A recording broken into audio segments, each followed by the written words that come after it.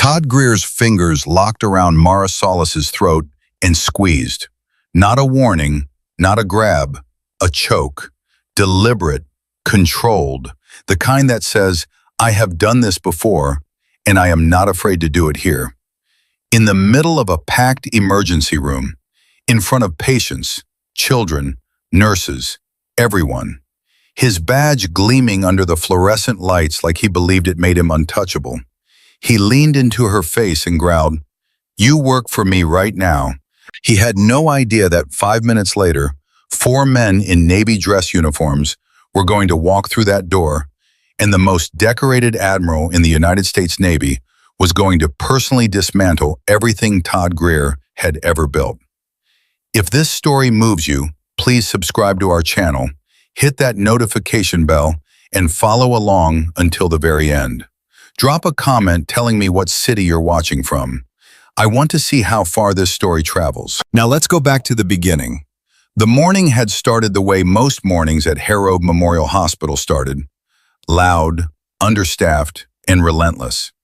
Harrow Memorial sat in the middle of Ashford, Ohio, a mid-sized city that carried the particular exhaustion of a place that had once been something and was still trying to figure out what it wanted to become. The hospital served everyone, factory workers with crushed hands, elderly residents who had no one else to call, children whose parents drove 40 minutes because it was the nearest ER with a pediatric unit. It was not a glamorous place. It was not a quiet place. But it was, on most days, a place where people came to be saved, and where the people who saved them moved with the kind of purpose that didn't leave room for anything else. Mara Solis had worked the emergency department for 11 years. She was 43 years old, 5 feet 4 inches tall, and had a voice that could cut through the sound of a full waiting room without her ever raising it above a conversational tone. She was not the type of nurse who was described as warm in the Hallmark movie sense. She was warm the way a well-made fire is warm, dependable, efficient, and capable of serious damage if you were foolish enough to mishandle it. She had started her shift at 6 in the morning. By 7:15, she had already triaged a 67-year-old man presenting with stroke symptoms, assisted in the stabilization of a motorcycle accident victim, and talked a panic-stricken mother down from the edge of a breakdown, while simultaneously entering medication orders into the system. She did these things without complaint. She did them because this was the job, and she understood the job the way very few people in her life understood anything. Completely, seriously, and without illusion. By 8:45, the waiting room had 41 people in it. She knew this because she had counted. She always counted. Knowing the volume of your waiting room was the difference between controlled chaos and actual catastrophe. 41 people, 12 of whom needed to be seen within the hour, 3 of whom she was genuinely concerned about, and 1, a 7-year-old boy named Daniel Frey, sitting in the corner chair with his mother's arm wrapped around him, his small chest working too hard for air, who needed to be seen right now. Daniel had been triaged at 8:32. The nurse who had first assessed him had flagged him as priority 2, which meant second in line behind only life-threatening emergencies. But when Mara walked past and got a look at the way he was breathing, the shallow, rapid pulls, the slight flare of his nostrils, the way his lips had just the faintest purple tinge that most people wouldn't even notice, she had upgraded him herself. Priority 1. She had taken the chart, written her initials next to the reclassification, and gone to find Dr. Calloway.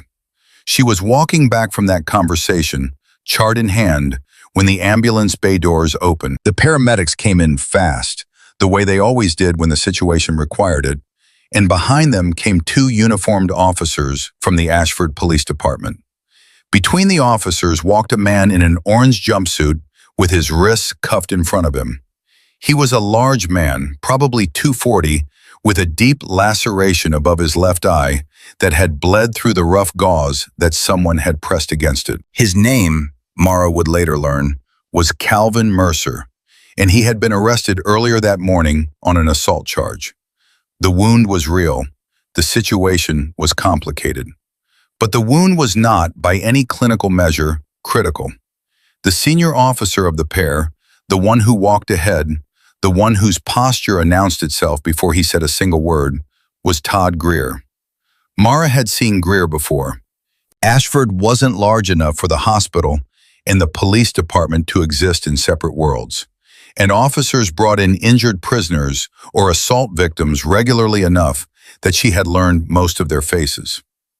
Greer was 38, built like a man who had played football in high school and never stopped believing he was still on the field. He wore his uniform with a kind of personal investment that went beyond professional pride into something closer to identity. His badge was polished. His posture was aggressive. He had the look of a man who divided the world cleanly into people who respected him immediately and people who would be made to regret not doing so. She had never had a serious problem with him before. They had existed in the same building a handful of times. She had directed him to waiting areas. He had responded with the performative impatience that some officers seemed to believe was a form of authority. It had been manageable. What happened this morning was not manageable. Greer walked his prisoner to the triage desk and put both hands flat on the counter and said, loudly enough for half the waiting room to hear, "This man needs to be seen immediately." Mara looked up from the chart she was holding. She looked at the prisoner. She looked at the wound. She looked back at her chart, and then at the board on the wall where the current queue was listed. And then she said calmly, "I understand the urgency. We'll get him assessed. I need you to have him take a seat in the secondary triage area, and we'll be with him as soon as we can." Greer stared at her. "As soon as you can," he repeated, and the way he said it made the words sound like something he had stepped in. "Lady, I don't think you understand. This man is in my custody. That means he is my responsibility.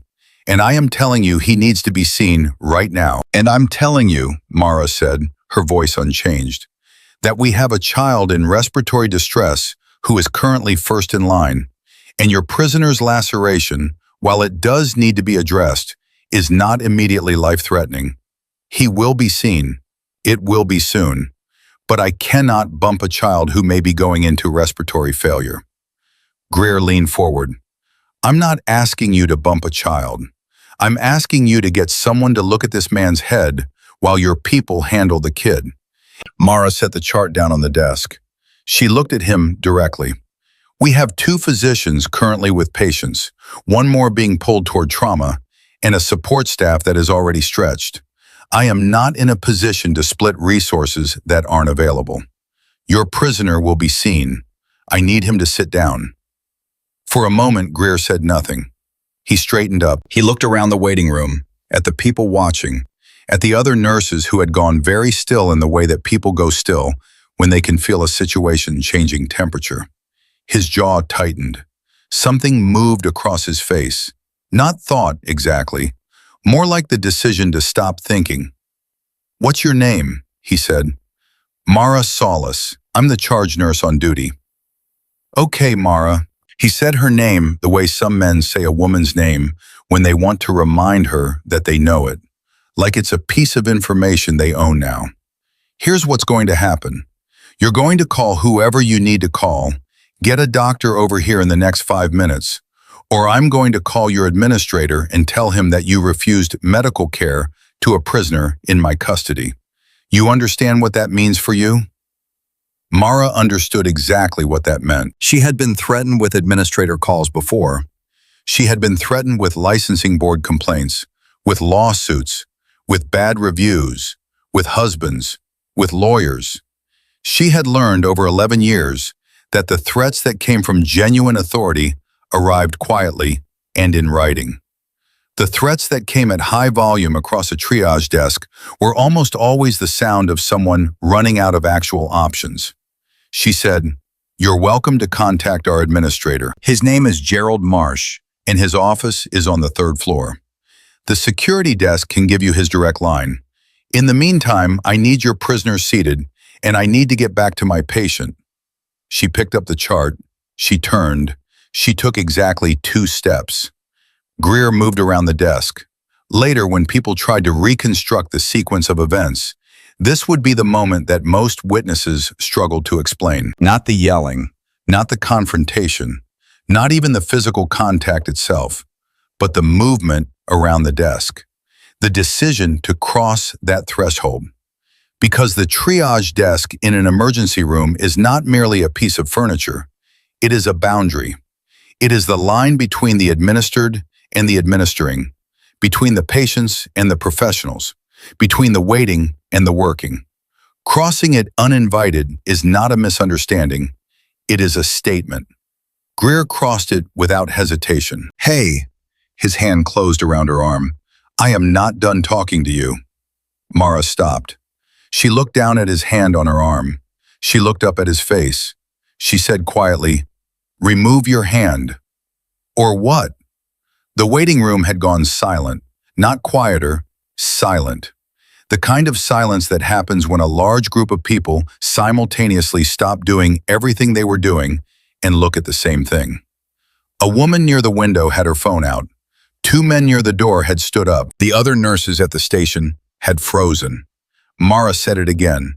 Same volume, same tone. "Remove your hand from my arm." Greer did not remove his hand. What he did instead was step closer, closing the distance between them until there was barely a foot of space, and he lowered his voice into something he probably thought sounded controlled, but was in fact just fury wearing a costume. "You think because you're wearing scrubs you can talk to me like that? You think I don't have the power to make your life very difficult? I have been doing this job for 14 years and I have never—" "Officer," Mara's voice did not waver. "You are in a medical facility. You are currently in a restricted area of this facility without authorization. You are physically restraining a healthcare professional who is attempting to provide care to a critically ill child. I am asking you one more time, for your sake as much as mine, to step back behind that desk." Something in the way she said it, the clarity, the steadiness, the complete and total absence of fear, did something to Greer that Mara would later reflect on. Not made him calmer, made him worse. Because men like Greer, she had come to understand, did not require you to fight back to feel threatened. They required only that you refuse to shrink. And she was not shrinking. His hand moved from her arm to her shoulder. Then, in one movement that happened faster than the room could process, it moved to her throat. Not hard, not yet, but it was there. His fingers wrapped around her neck, not fully squeezing, but present. A warning, a demonstration. This is where we are now. This is what I am capable of. This is the world as I choose to make it. Someone in the waiting room screamed. A chair scraped back. Someone said, "Oh my God." A nurse at the far end of the station said, "Todd, stop," and then stopped herself, as if realizing she had used his first name and that was not the right note for this moment. Mara did not scream. She did not grab his wrist. She did not try to back away. She stood exactly where she was, her hands at her sides, her eyes on his face, and she breathed. Deliberately, steadily. In through the nose, out through the mouth, the way she had been trained to breathe in codes, in traumas, in the moment when the heart monitor flatlines and everyone in the room needs to work. "You are making," she said, and her voice was barely above a whisper, but every single person in that room heard it, "the worst mistake of your life." Greer's fingers tightened, and that was when the door opened. Not the ambulance bay doors, not the main entrance, the side door, the one that led from the hospital's main corridor into the ER proper, the one that staff used, the one that required a badge or an escort. It opened with the deliberate firmness of someone who knew exactly where they were going, and 4 men walked through it in a configuration that was not accidental. 3 of them were in Navy service dress uniforms, the formal kind, the dark blue kind, the kind that carries ribbons and medals and the particular gravity of service that has lasted long enough to mean something. The 4th man walked at their center, slightly ahead, and he wore the uniform of a Navy Admiral, 4 gold stars on his shoulder boards, the insignia of decades. The bearing of a man who had stood on the deck of a carrier in the South China Sea and made decisions that appeared in briefings in Washington the following morning. His name was Warren Aldrich.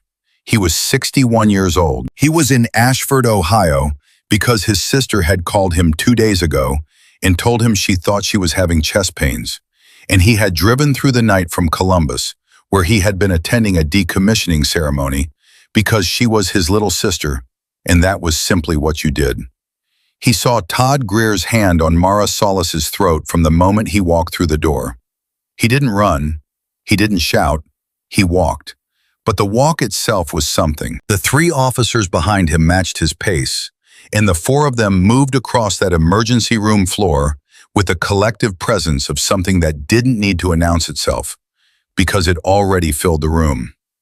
Greer heard the shift in the room before he saw the cause of it. He registered the change, the sudden inhalation from the waiting room, the way the 2 nurses near the station both took an involuntary step back, the way the energy of the space reorganized itself around something new, and his grip on Mara's throat loosened by a fraction.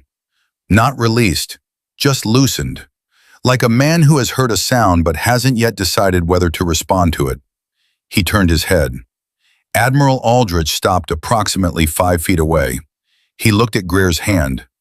He looked at Mara's face. He looked back at Greer, and he said nothing for 3 full seconds that felt, to everyone present, like a very long time. Then he said, "Take your hand off of her." His voice was not loud. It was not a bellow. It was the voice of a man who had spent 40 years being listened to and had forgotten, long ago, what it felt like to be ignored. It was a voice that expected compliance not because it demanded it, but because it had never encountered a situation where compliance did not follow. Greer stared at him. Greer was a man who needed a moment to read a room, and he was using that moment now.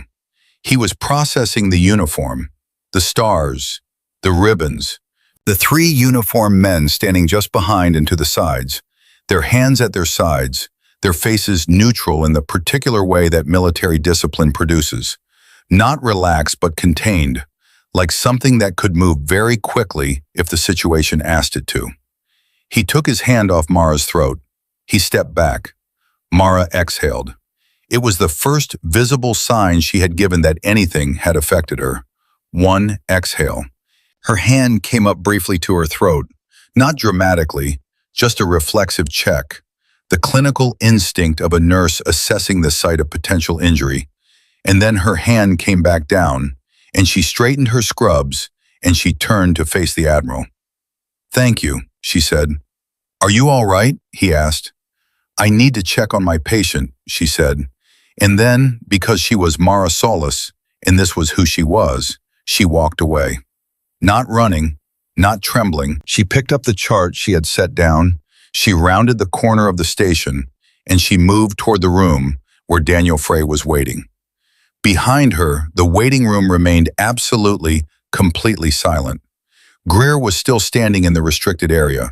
He had taken 2 steps back, but he was still there, and his face had gone through several colors that none of the witnesses would later agree on, except to say that it had changed. Something behind his eyes was working very fast. "Sir," he started. "Don't," Admiral Aldrich said. The word landed like a period. Greer closed his mouth. One of the nurses, her name was Patricia Osman, and she had worked at Harold Memorial for 9 years, and she was a woman who did not frighten easily, had already picked up the phone at the station. She was not calling the administrator. She was calling hospital security, and she was calling them in a voice that was quiet and precise, because she had seen what had just happened, and she understood, with the clarity of someone who has spent a career making quick decisions, that what had just happened was not something that could be unwound or minimized or walked back to the neutral ground of an awkward encounter. What had just happened was assault. It had witnesses. It had a phone recording from at least 3 people in the waiting room. And now it had an eyewitness who wore 4 gold stars and had driven through the night to be here. Greer looked at the Admiral. He looked at the three officers behind the Admiral. He looked at the nurse on the phone. He looked at the waiting room, where 40 people stared back at him with an expression he had never seen directed at himself before. Not fear, not confusion, but the particular wide-eyed silence of people watching something collapse. His partner, the other officer, a younger man named Dennis Wark, who had been standing near the prisoner this entire time, his face a study in barely managed horror, said, very quietly, "Todd." Greer said nothing. Dennis said his name again. "Todd, we should—" "I know," Greer said, but there was nowhere to go. The Admiral was standing between him and the exit. Security was already on the way. The phone recordings were already happening, and somewhere down that hallway, the nurse he had just put his hand on was doing her job as if the last 5 minutes were simply a thing that had occurred, a weather event, something to be moved through and passed on the way to the work that needed to be done. Dennis Wark would later tell investigators that he had watched his partner's face in that moment and seen something he had not seen in 14 years of working alongside Todd Greer.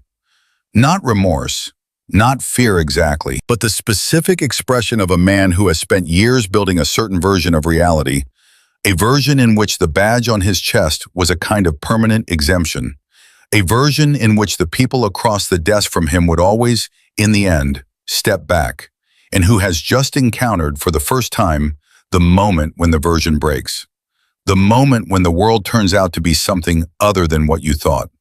Security arrived 3 minutes later. The administrator, Gerald Marsh, arrived 2 minutes after that, slightly out of breath, his tie half done, his eyes moving quickly around the room and landing on the 4 military men with an expression that said he understood immediately that this was not a situation that could be handled with a conversation in a back office. Admiral Aldrich was sitting with his sister by then.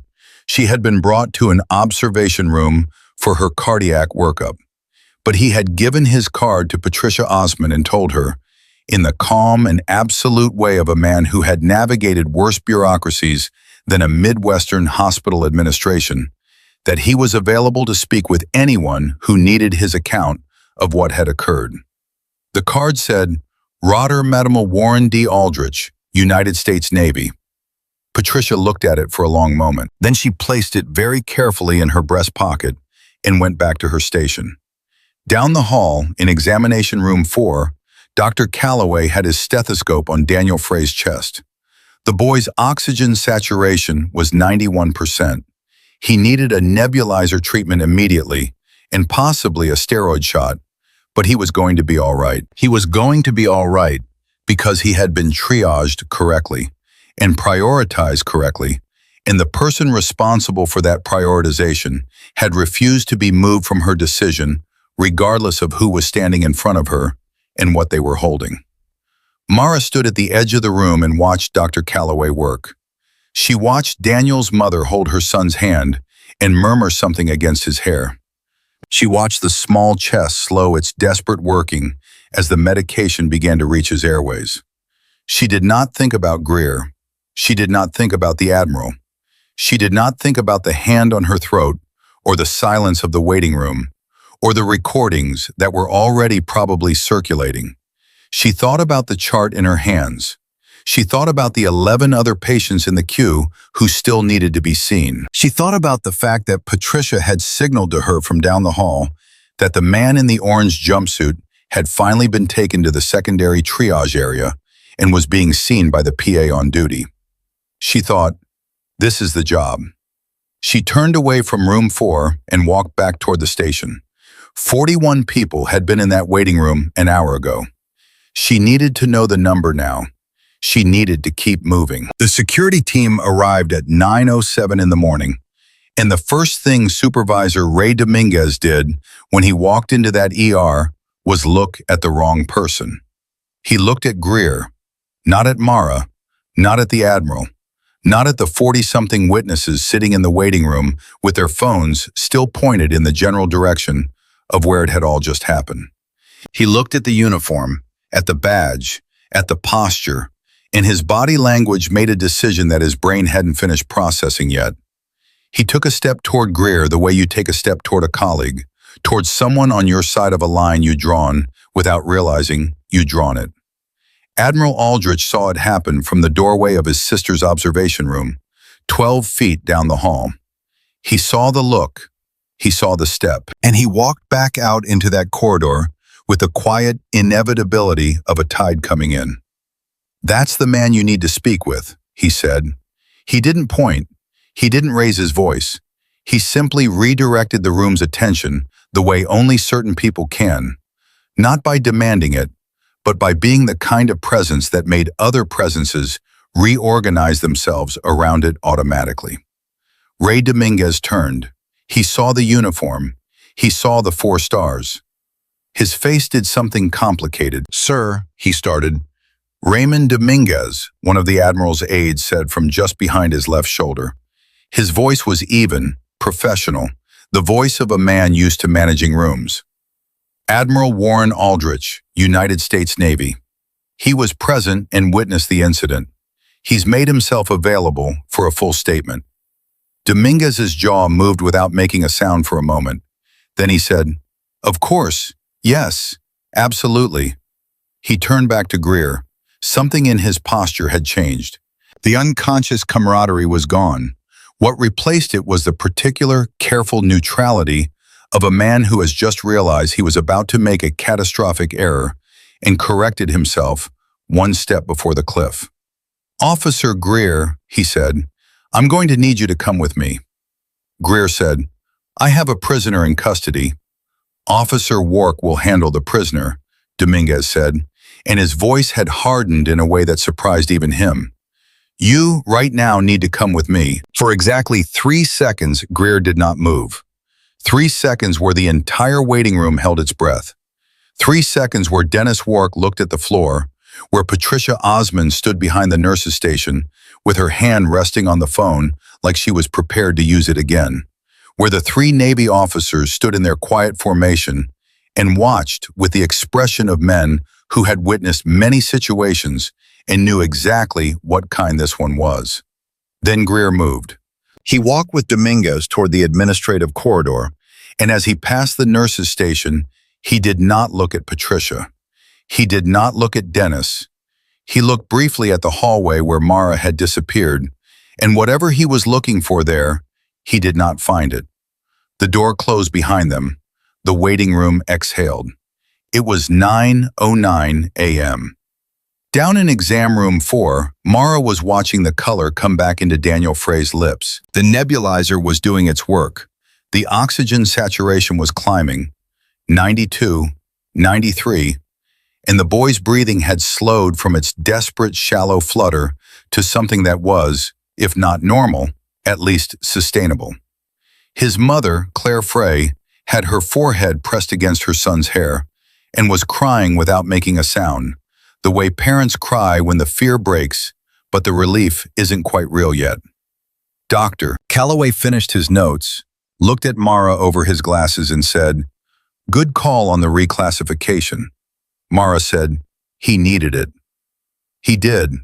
Calloway paused. "You okay?" She looked at him. It was a direct look, the kind she gave when she was deciding how much of a question deserved a real answer. She said, "I'll be okay when the Q is down to 20. Calloway almost smiled. He was 62 years old and had worked emergency medicine for 35 years, and he had learned to read the people who worked beside him the way you learn to read a patient's chart, not for what it said on the surface, but for what the numbers underneath were telling you about the whole picture. What the numbers underneath Mara Solis's surface were telling him right now was that she was holding, that she had taken something significant and tucked it into a very small, very controlled compartment, and that the compartment was sealed, and that she intended to keep it sealed for as long as the shift required. He had seen her do it before. It never stopped being something to witness. "The administrator's going to want to talk to you," he said. "I know. Probably sooner rather than later." "I know that too." She picked up her next chart. "But right now, Bay 3 has a 62-year-old with chest pain and an abnormal EKG, and he's been waiting 20 minutes longer than he should have. so the administrator is going to have to get in line. She walked out of the room. Gerald Marsh arrived at the ER nursing station at 9:14 a.m., and he arrived the way he always arrived when something had gone badly wrong. Slightly too fast, slightly too formal, with the expression of a man who was already composing the incident report in his head before he had all the facts. He was 55, silver-haired, competent in the way administrators are competent, good at systems, good at paperwork, good at the machinery of a hospital, but not a clinical man, not a person who had ever stood in a code and made a split-second decision about who lived and who didn't. He relied on the people who had. He was smart enough to know he relied on them.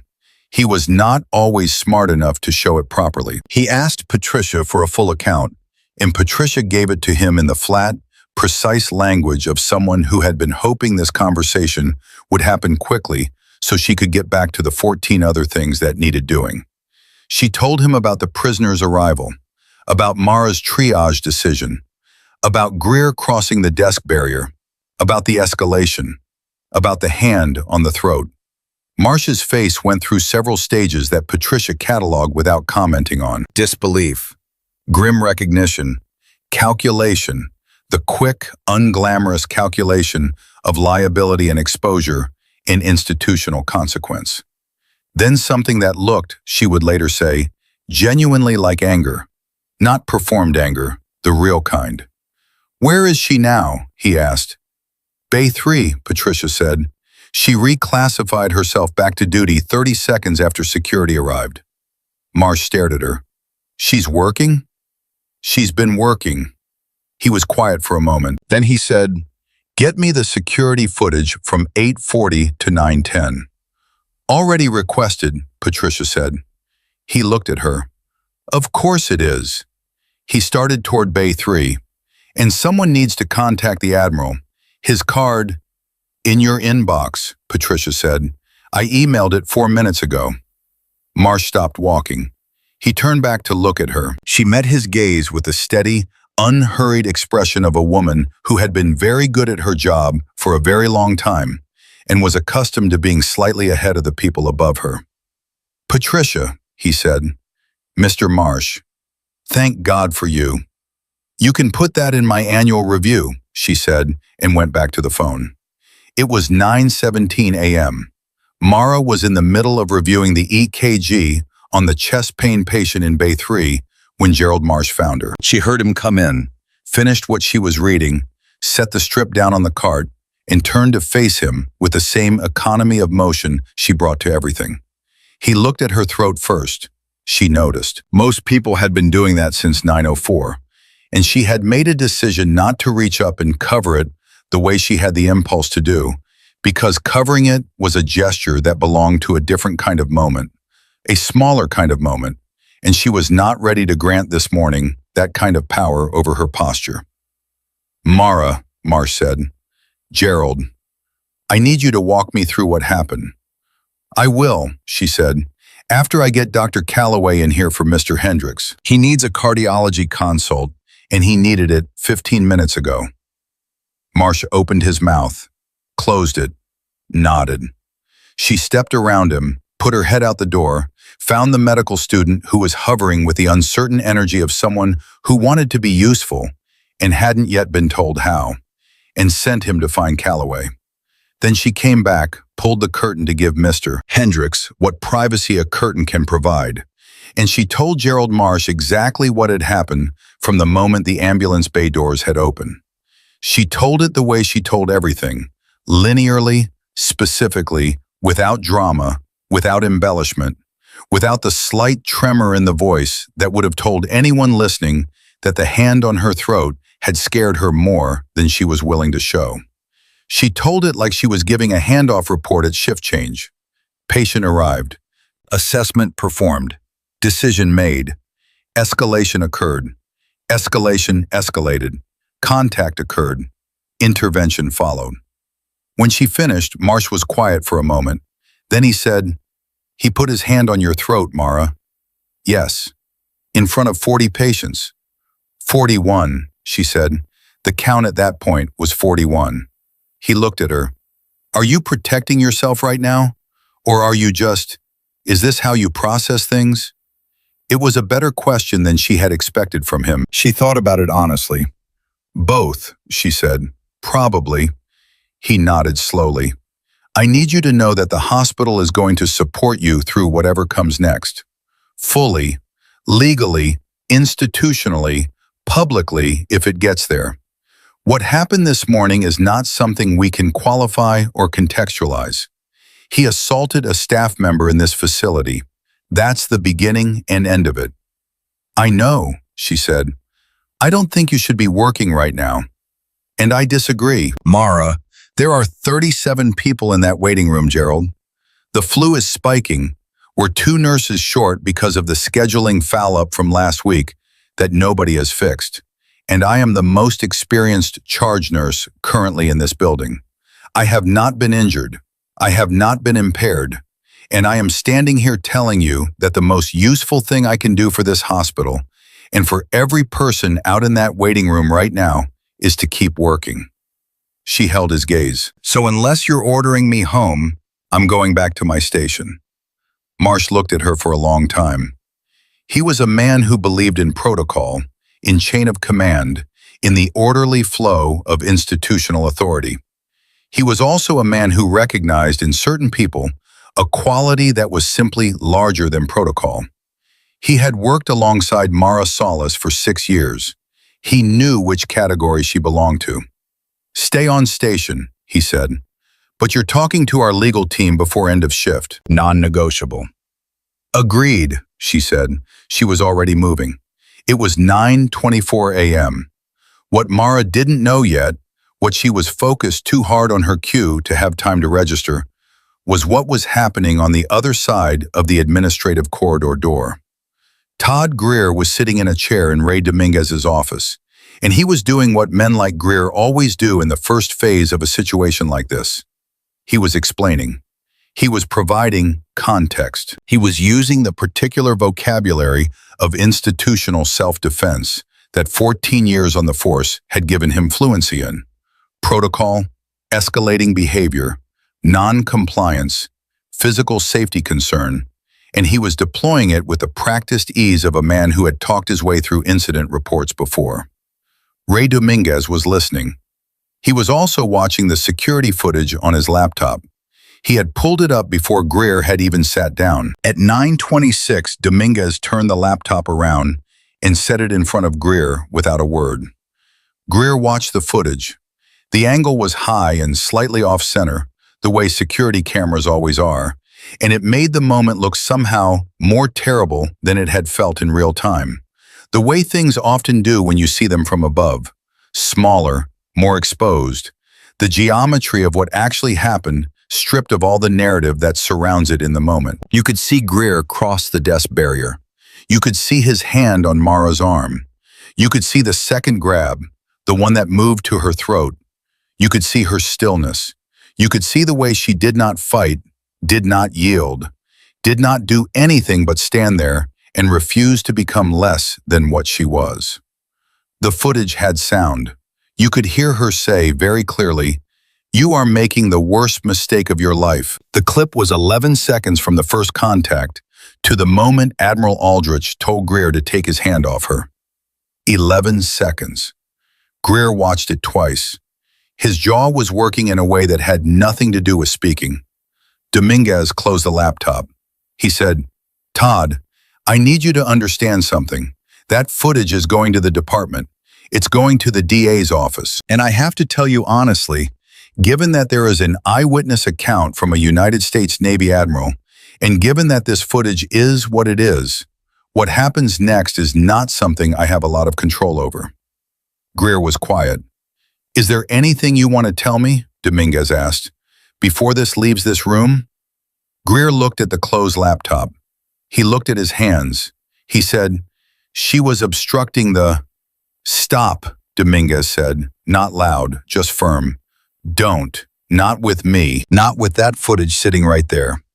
He leaned back in his chair and rubbed his face with both hands, the exhausted gesture of a man who has been dreading this conversation for longer than today, maybe without knowing it. How many complaints have been filed against you in the last 3 years, Todd? Greer said nothing. I know the number, Dominguez said.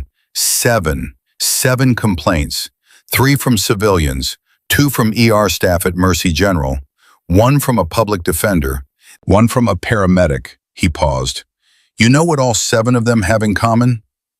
Greer still said nothing, but something moved across his face. None of them had a Navy Admiral in the room, Dominguez said. The silence that followed was very long and very specific in texture.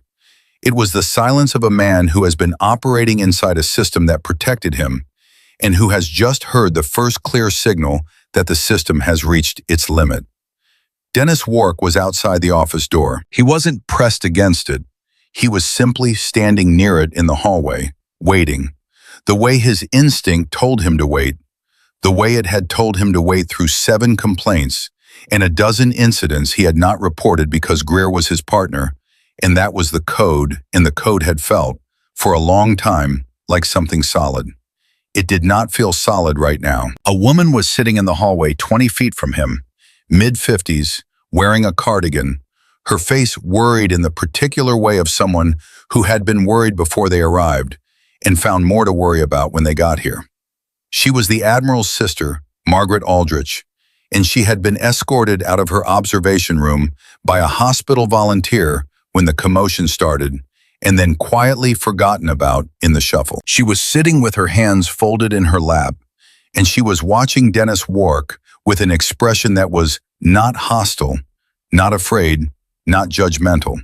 It was simply attentive. Dennis became aware of her looking at him. He turned. They made eye contact. She said, "Are you all right, son?" He was 31 years old, and he was not anyone's son, and no one had asked him that question in a professional context in his entire career. He opened his mouth to give the automatic response, "Yes, fine, thank you," and something stopped it. Not emotion, exactly, more like the absence of the reflex to perform okay when okay was not the truth. "No," he said, "I don't think I am." Margaret Aldrich nodded slowly, as if he had confirmed something she already suspected. "Do the right thing," she said. "It's simpler than it feels." She said it the way someone says something they have already lived, something that costs them something to learn, and that they are now dispensing freely because the cost has been paid, and the lesson belongs to anyone who needs it. Dennis looked at the office door. He thought about 7 complaints. He thought about the paramedic, Marcus Webb, he remembered. The call had been at a construction site, a guy with a broken femur, and Greer had gotten in Marcus's face about the time it was taking, and Marcus had filed the complaint, and Dennis had not supported it. He had not contradicted it either. He had simply not been there, officially, in all the ways that count. He thought about Mara Salas standing in that waiting room with a hand on her throat, not moving, not screaming, not backing down. He pulled out his phone. He opened the department's internal reporting app. He started typing. It was 9:41 a.m. The DA's office received the first notification at 10:03 a.m. A referral from Harrow Memorial Hospital's legal team, flagged as priority, attaching the security footage and a preliminary witness list that included 41 names from the waiting room registry and 1 Admiral, United States Navy, retired, currently available for interview. The detective assigned to the preliminary review was a woman named Sandra Keel, and she had been working the department's Law Enforcement Accountability Unit for 4 years, and she had learned to read referrals the way a doctor reads a chart, for what the numbers underneath were telling you. What these numbers told her was, this one is real, this one has documentation, and this one has a witness who is going to be very difficult for anyone to dismiss or discredit. She called the hospital's legal team back within 12 minutes. She asked for Mara Sales's direct contact information. She asked for the security footage in its native format. And then she asked, carefully, "The Admiral, is he still on site?" He was. Warren Aldrich was sitting with his sister in her observation room, while Dr. Nguyen reviewed her cardiac workup. Margaret was telling him about her garden, the tomatoes this year, the trouble with the rabbits, the neighbor's dog who kept digging under the fence. And he was listening with the full attention he had given everything in his life, from fleet operations to family conversations, because he had learned early that the things that felt small were often not small at all. His phone buzzed. He looked at it. A number he didn't recognize, but an Ashford area code. "Excuse me a moment," he said to Margaret. He stepped into the hallway and answered. "Admiral Aldrich," the voice on the other end said. "My name is Detective Sandra Keel. I'm with the Ashford DA's Accountability Unit. I understand you were a witness to an incident at Harrow Memorial Hospital this morning." "I was," he said. "I want to be very direct with you, sir," she said. "I'm looking at the security footage right now, and I want to know if you're willing to give a formal, recorded statement this afternoon." He said without hesitation, "Wherever you need me to be." Down the hall behind the nursing station, Mara was moving through her queue with the systematic efficiency of someone who has decided that movement is the answer to everything that cannot be answered by anything else. She had seen 6 patients since 9:04. She had 2 more flagged. She had drunk half a cup of coffee that had gone cold 20 minutes ago and hadn't noticed. Patricia appeared beside her with a new chart and said, under her breath, "Dennis Wark filed an internal complaint against Greer, his own partner, 30 minutes ago." Mara looked at her. 7 prior complaints, Patricia said. Apparently he's been sitting on information about at least 4 of them. Mara said nothing for a moment. She thought about Dennis Wark's face in the waiting room, the horror he had been working to contain, the way he had said "Todd" twice and gotten nothing back. She thought about what it cost a person to turn toward the thing they had been trained to turn away from. "Good," she said, simply, without theater. "That's all you've got?" Patricia said. Mara looked at her. Something shifted very briefly in her face. A crack in the efficiency, a moment of something that was not quite softness, but was adjacent to it. The human being visible for just a second behind the charge nurse. "It matters," she said. "It matters a lot. She stopped. She pressed her lips together. She picked up the next chart. "I need to see Mr. Casanova in Bay 7. His potassium came back low, and I want to check his rhythm." Patricia watched her walk away. She thought about the 11 seconds of footage she had watched on Dominguez's screen when she had gone to deliver the security request. She thought about Mara's face in that footage, the stillness, the refusal to disappear. Patricia had worked alongside a lot of people in her 9 years. She had seen courage presented many ways, the dramatic kind, the showy kind, the kind that announces itself and expects applause. And then the other kind, the quiet kind, the kind that does not perform itself, that simply holds its shape while everything around it tries to make it smaller. She had never seen it quite so clearly as she had seen it this morning. Her phone rang. It was Gerald Marsh. She answered. "The union rep for the police department is calling me," Marsh said. "He wants a meeting." "Of course he does," Patricia said. "He says there are extenuating circumstances that provide context for the incident." Patricia looked down the hallway toward Bay 7, where she could hear Mara's voice, low and calm, talking a patient through a procedure that the patient was frightened of. She listened to the sound of it, the steadiness of it. "Tell him," she said, "that the hospital's legal team will be in touch. And tell him there's security footage." A pause. "I already told him about the footage." "What did he say?" "He asked if there was any possibility it was inconclusive." Patricia said, "There is not." She hung up. It was 10:17 a.m. The morning was not over, not by a very long way. The union representative's name was Carl Biggs, and he arrived at Harrow Memorial at 10:31 a.m., driving a car that was slightly too clean for a Tuesday morning, wearing a suit that was slightly too pressed for a man who had supposedly been pulled away from his regular schedule on short notice. Mara didn't know any of this yet. She was in Bay 9 with a 68-year-old man named Robert Casanova, explaining why his heart was doing something it shouldn't be doing and what they were going to do about it. And the world outside that curtain did not exist for her in any meaningful way until it had to. But Patricia knew. Patricia always knew. She watched Carl Biggs walk into Gerald Marsh's office, and she noted the briefcase, the suit, the clean car visible through the lobby window. And she noted the time on the clock above the station.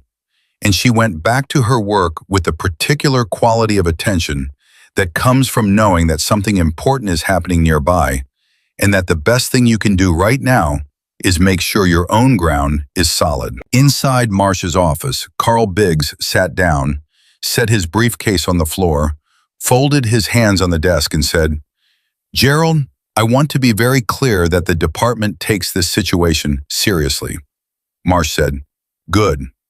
And Officer Greer, as of 1 hour ago, has been placed on administrative leave pending internal review." "Also good," Marsh said, "though I'll point out that's a decision the department should have been in a position to make a great deal sooner, given the prior complaint history." Biggs's expression shifted slightly. "Not much, just enough. I'm not here to relitigate prior decisions." "No," Marsh said, "you're here because there's a Navy Admiral in this building who watched your officer choke one of my nurses in front of 41 witnesses, and you want to know what the hospital's position is before this gets any bigger." Biggs was quiet for a beat. "That's one way to frame it." "It's the only way to frame it," Marsh said. He had surprised himself this morning, surprised himself with the clarity of where he stood, with how quickly the liability calculation had burned away and left behind something simpler and less comfortable and more true. "The hospital's position, Carl, is this. We have 11 seconds of security footage, 41 witnesses, a formal statement from a retired four-star admiral, and a charge nurse who has been treating patients continuously since the moment she was assaulted. We are not negotiating that position. We are presenting it to the DA's office, which as of 45 minutes ago has already been in contact with Admiral Aldrich directly." Biggs picked up his briefcase and set it back on his knee. He opened it. He removed a manila folder. He set it on the desk. Marsh looked at it. "I'm not here to negotiate," Biggs said. His voice had changed. The polish was gone. What was underneath it was not hostile exactly. It was something more complicated. Something that looked, Marsh thought, almost like fatigue. "I'm here because there are 6 other people I need to talk about. 6 people who filed complaints against Todd Greer in the last 3 years that never went anywhere. And I need you to understand that the department did not handle those right. And I need to know if the hospital has records of any of the incidents that originated here." Marsh stared at him. "Are you telling me you're cooperating?" Biggs looked at the folder on the desk. He said, "I'm telling you I've been the union rep for this department for 11 years, and I have watched this pattern repeat itself one too many times. And when I watched that footage this morning," he stopped. He pressed his lips together. He was a man who had built his professional identity around defending the people on his roster, around finding the angle, the context, the extenuating circumstance, and it was not a small thing for that identity to shift. When I watched that footage, there was no angle, there was no context. There was just a man with a badge choking a woman who was trying to save a child's life. He pushed the folder across the desk.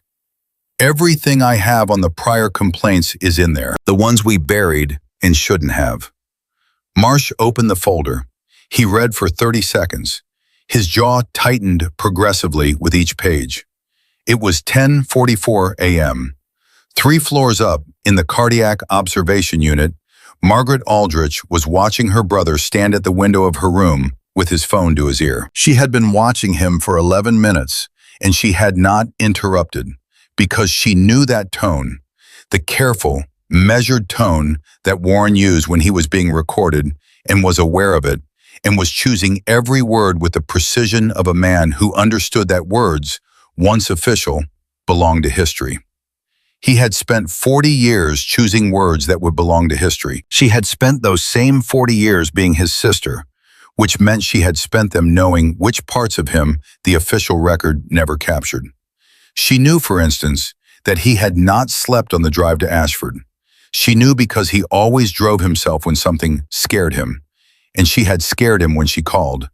And the 200-mile drive at 3 in the morning was not the act of a man following protocol.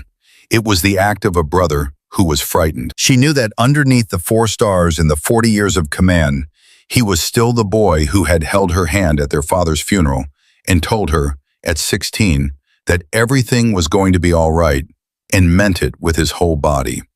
She also knew that what he had walked into this morning, the hand on the throat, the nurse's stillness, the room full of people who were frozen, had done something to him that went past institutional outrage. She could see it in the set of his shoulders, the way he was standing. He finished the call. He turned. He looked at her with the expression she recognized as the one that came after a decision had been made, and the only thing left was the living out of it. "The DA's detective wants a recorded statement this afternoon," he said. "Are you going to give it?" "Of course." "Warren." She waited until he looked at her fully. "That nurse, the one he had his hand on. Mara Solis. She's still working, isn't she?" He paused. "Yes." Margaret nodded slowly, and something moved across her face that was complicated and quiet and private. The expression of a woman processing something through layers of feeling that she would not fully articulate. She said, "That took a kind of strength I don't know if I have." Warren said, "I think she'd tell you it wasn't strength. I think she'd tell you it was just the job." "Maybe those are the same thing," Margaret said. He thought about that for a moment. Then he crossed the room and sat in the chair beside her bed, the one he had been sitting in since 6 in the morning. And he took her hand, and for a few minutes, neither of them said anything at all. It was 10:52 a.m. What happened next arrived from a direction nobody had been watching. At 11:03 a.m., a woman named Diane Ketterly walked into the ER waiting room. She was 44 years old, dark-haired, wearing the kind of clothes that suggested she had left wherever she had been in a hurry and had not stopped to think about what she was wearing. She walked to the nursing station and asked for the charge nurse. The volunteer at the front directed her to Patricia. Patricia looked at her and said, "Can I help you?" Diane said, "My name is Diane Ketterly. My husband is Marcus Webb. He's a paramedic." She paused. "He filed a complaint against Officer Greer 14 months ago." Patricia went very still. "Okay," she said. "I saw the footage," Diane said. "It's on Twitter. Somebody in the waiting room posted it. It has 400,000 views." She said the number the way you say a number, when the number doesn't feel like it means what numbers usually mean. "I need to talk to somebody. Marcus is on shift right now. He doesn't know I'm here, but there are things that happened after he filed that complaint that people need to know about." Patricia picked up the phone. She called Gerald Marsh's extension. He answered on the first ring. She said, "I need you down here. Now." It was 11:06 a.m. The footage had been posted at 10:49 a.m. by a man named Jerome Tully, who was 47 years old and had been in the waiting room with his mother when it happened, and had held his phone up for 40 seconds before his own shock caught up with him, and he lowered it again. He had not thought about posting it until his daughter texted him from Columbus and asked if he was okay after seeing the news report. And the news report confused him because he hadn't seen any news report. And then his daughter sent him a link, and the link was to a local Ashford news station's Twitter feed. And the source the news station had quoted was another person from the waiting room who had posted footage 4 minutes before Jerome had even thought to look at his own phone. By 11:10 a.m., the phrase Harrove Memorial was trending in Ohio. By 11:22 a.m., it had crossed state lines. The footage was 11 seconds long, and it was very clear, and it showed everything that 11 seconds could show. And the thing about social media was that it had no interest in context. no patience for extenuating circumstance, no mechanism for the careful, measured vocabulary of institutional self-defense. It showed what it showed. A hand, a throat, a nurse who did not flinch, and then four men in uniform walking through a door like something out of the particular American mythology that still believed, even now, even after everything, that accountability was possible if enough people were watching. The comments were running at roughly 1,000 per minute. Detective Sandra Keel called Admiral Aldrich's cell phone at 11:28 a.m. She said, "Sir, I want to make sure you're aware that the incident footage is now public." He said, "I'm aware." It changes the timeline slightly. The DA's office is going to want to move faster. There may be press outside the hospital by early afternoon. He said, "What do you need from me?" She said, "Right now, just stay available. And sir, thank you for being there, for not walking past it." He said, "There was no universe in which I was going to walk past that." She said, "No, sir, I didn't think there was." She hung up, and he stood in the hallway outside his sister's room and looked at the wall in front of him for a moment. And what he felt was not pride or satisfaction or any of the emotions that the situation seemed to call for from the outside. What he felt was something older and heavier and more complicated. The feeling of a man who has seen a great deal of the world's capacity for institutional failure and who is made newly tired by each fresh instance of it, even when the instance ends the way this one appeared to be ending. It was 11:31 a.m. Mara found out about the footage from a patient. She was in Bay 11, helping a 70-year-old woman named Evelyn Park with a blood draw that Evelyn's own nervousness was making difficult. And Evelyn's daughter was sitting in the chair beside the bed with her phone in both hands. And she said, without looking up, "Oh my God, it's at 600,000 views." Mara said, "Hold still for me, Evelyn. Almost done." Evelyn's daughter looked up.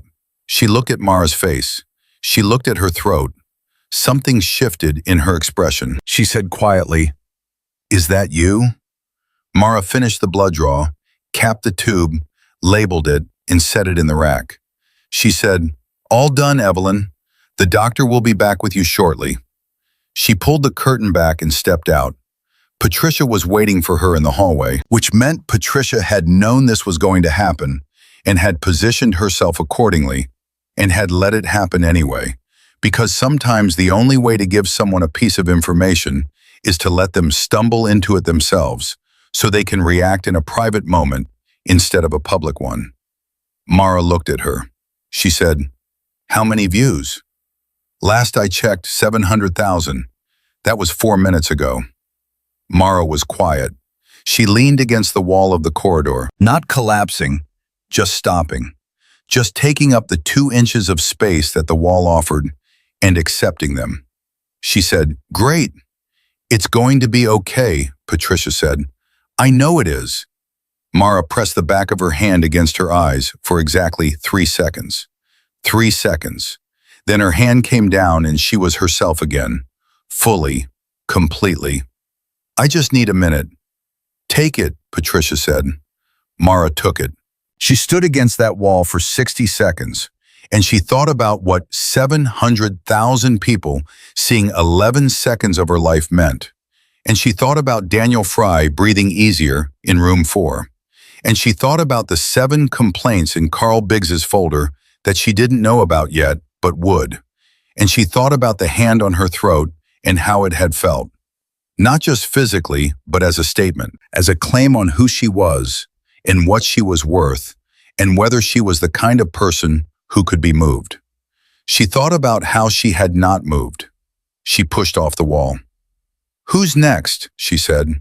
Patricia smiled. It was the smallest smile, just a compression of the lips, but it carried a great deal of weight. She held out the next chart. Mara took it and walked. It was 11:39 a.m. The twist that nobody saw coming walked through the hospital's main entrance at 11:47 a.m., and it walked in wearing civilian clothes and carrying a laptop bag and answering to the name Captain Reese Hartley, United States Navy, temporarily detached, who had been Admiral Aldrich's aide for 2 years and who had spent those 2 years learning to anticipate what the Admiral needed before the Admiral knew he needed it. Hartley had been in the parking lot when the incident happened. He had been on a call, standing beside the car, and he had seen the ambulance bay doors, in the police cruiser, in the orange jumpsuit, and he had thought nothing of it because this was a hospital, and hospitals had those things. Then he had gone inside, found the Admiral's sister's room on the 3rd floor registry, and was heading down the main corridor when he heard the quality of silence that was coming from the ER. Not the working silence of a busy department, but the specific, held breath silence of 40 people witnessing something that none of them knew how to respond to. And he had changed direction. He had arrived in the ER at 9:03 a.m., 1 minute before the Admiral. He had seen the whole thing. Not from the same angle. He had been near the far wall, where a water fountain and a bulletin board provided cover without obstructing the view. And he had been recording from the moment he saw Greer cross the desk barrier, because 2 years with Admiral Aldrich had trained him to document first and assess later. He had 17 minutes of footage, not 11 seconds, 17 minutes. From the moment Greer demanded priority treatment to the moment security led him through the administrative door. He had not posted it. He had not given it to the news. He had spent the last 2 hours on his laptop in the parking lot because he understood something that most of the other people in the story didn't yet, that what the 11-second clip was doing to public attention was significant. But what the 17-minute recording could do to the legal case was something else entirely. And he had spent those 2 hours on a secure server, making multiple copies, and then he had called Detective Sandra Keel directly because Admiral Aldrich had given him her number. And Keel had told him, in a voice that barely contained its own urgency, to get inside the building and not let that laptop out of his sight. He found Keel in the administrative conference room at 11:49 a.m. She was sitting across from Gerald Marsh and Carl Biggs, and when Hartley walked in and set the laptop on the table and said, "I have the full 17 minutes, raw footage, time-stamped, with audio throughout," every person in that room went perfectly still. Biggs said, 17 minutes.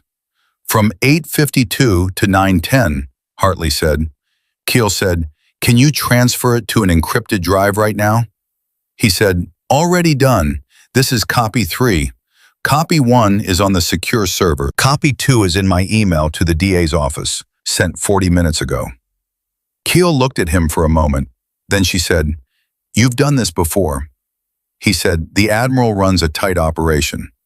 Biggs opened the manila folder on the table in front of him and stared at it without speaking for a moment. Then he said, very quietly, "This is going to be a lot bigger than one officer." "Yes," Keel said, "it is." It was 11:53 a.m. Mara didn't know about the 17 minutes yet. She didn't know about Diane Ketterly in the conference room, or Carl Biggs in his folder of buried complaints, or Captain Hartley's laptop with its 3 copies of everything. She knew her cue.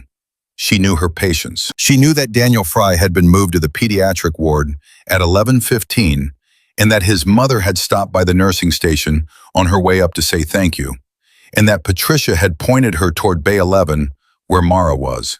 And Claire Fry had stood in the doorway and watched Mara work for 30 seconds before she understood that the thank you she needed to say was not going to be received the way she imagined receiving it. And she had simply said, from the doorway, "He's breathing." Mara had looked up from her chart and said, "Good, that's what we needed." Claire had started to cry again. She said, "I heard what happened. That officer—" "Your son is breathing," Mara said again, not dismissing her, just redirecting her, gently, to the only thing that mattered. "Go be with him."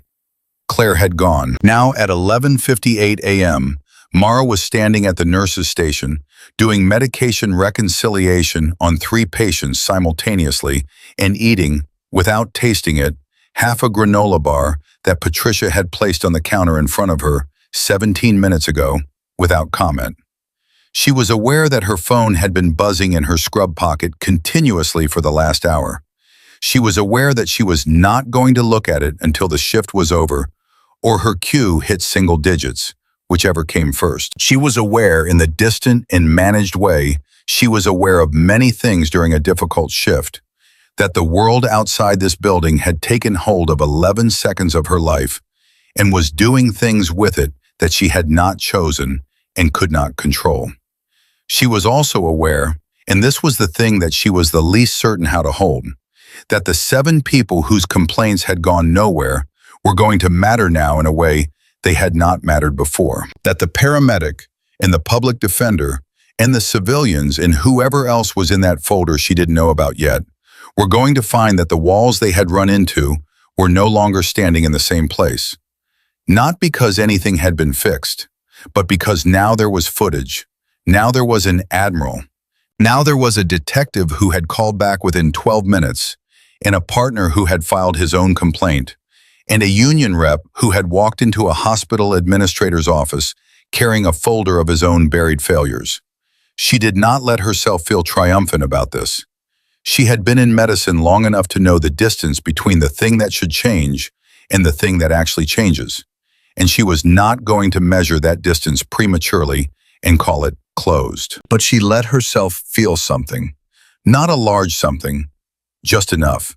She finished the granola bar. She picked up the next chart. Down the hall, the conference room door was still closed. Behind it, Detective Keel was watching 17 minutes of footage on Captain Hartley's laptop, and Gerald Marsh was reading the last page of Carl Biggs's folder. And Carl Biggs was sitting with his elbows on the table and his head in his hands. And Captain Hartley was standing against the wall with his arms folded, watching all 3 of them with the patience of a man who has done what he came to do and is now waiting to see what other people do with it. At 12:04 p.m., Keel paused the footage. She looked at Biggs. She said, "In this recording, between the 9-minute mark and the 11-minute mark, there is a conversation between Greer and his partner where Greer says, and I'm quoting, that this is not the first nurse who has needed a lesson." She paused. "Did you know that?" Biggs lifted his head from his hands. His face was the face of a man who has stopped calculating and arrived at something past calculation. He said, "No, I did not know that." Kyle said, "Are you prepared to testify to the contents of that folder under oath?" He didn't hesitate. "Yes." Kyle looked at Marsh. Marsh looked at the folder.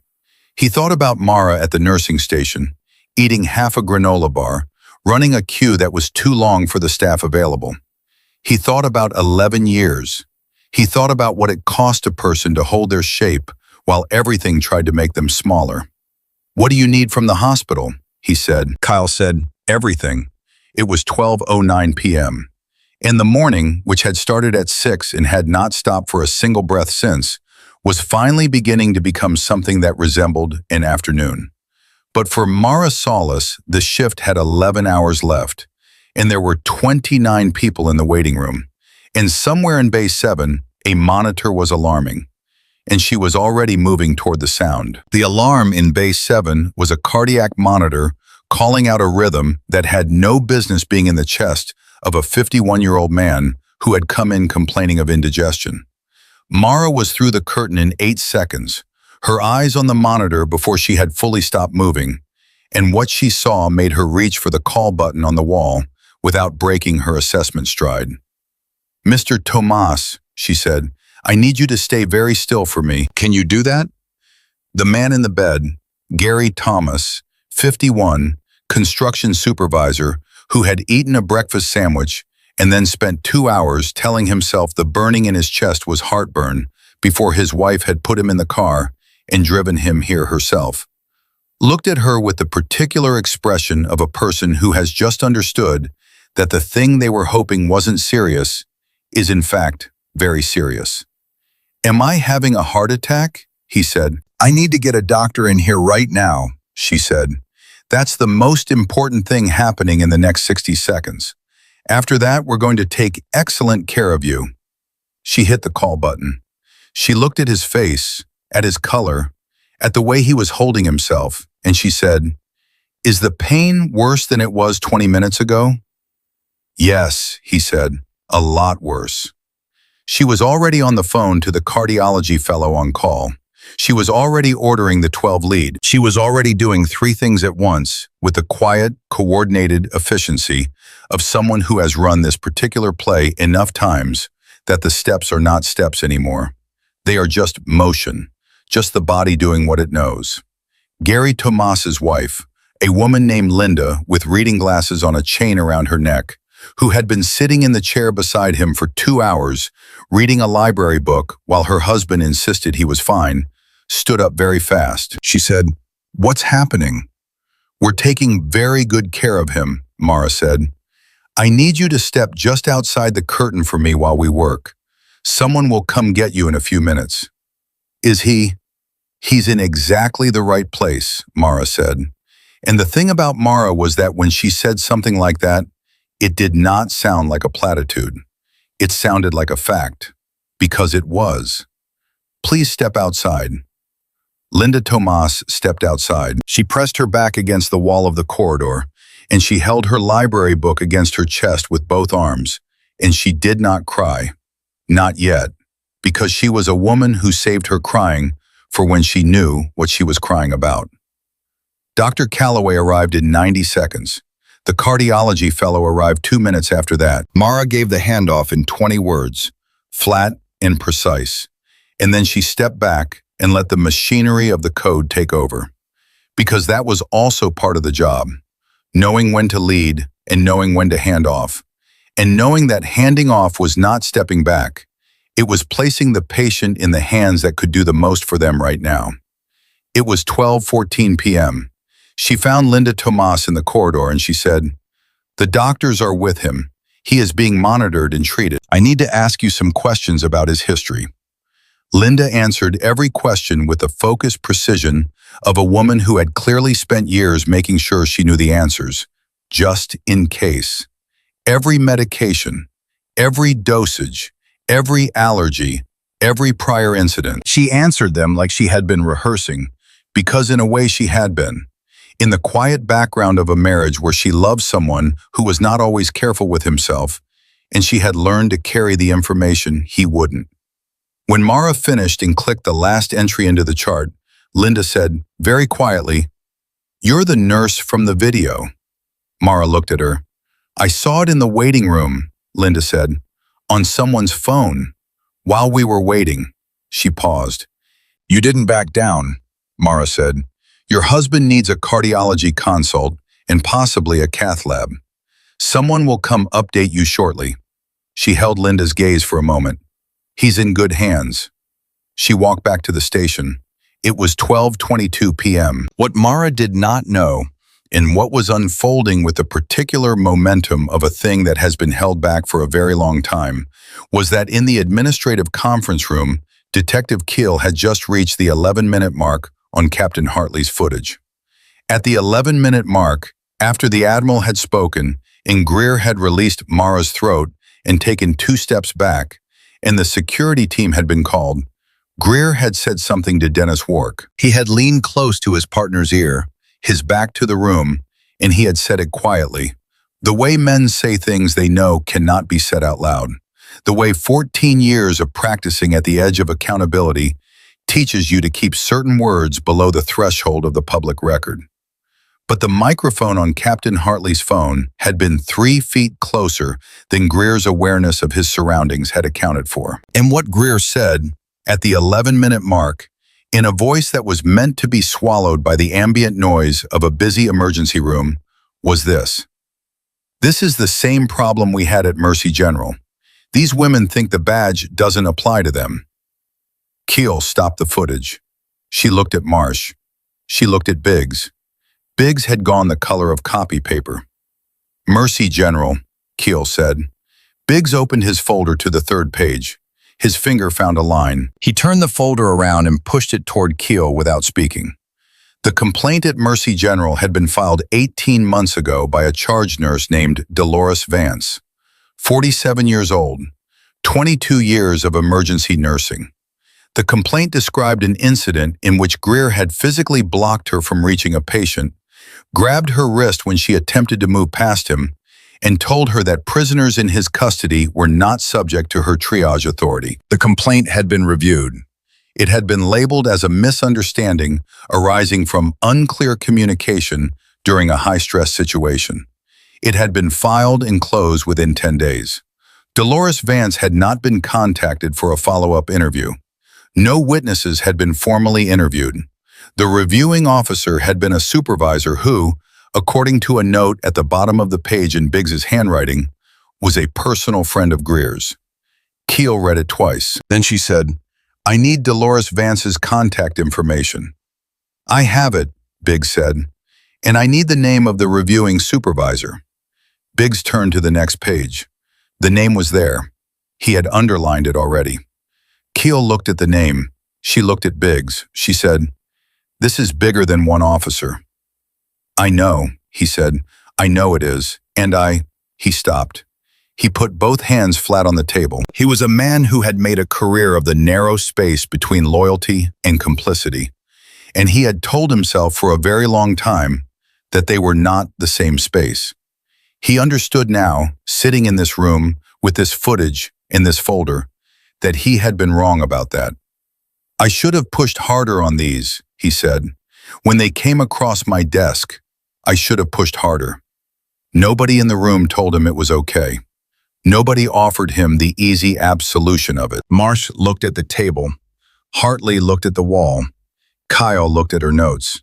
That was the right response. He had earned it. "Start with Dolores Vance," Kyle said. "Today." It was 12:38 p.m. The first news van arrived outside Harrow Memorial at 12:41 p.m.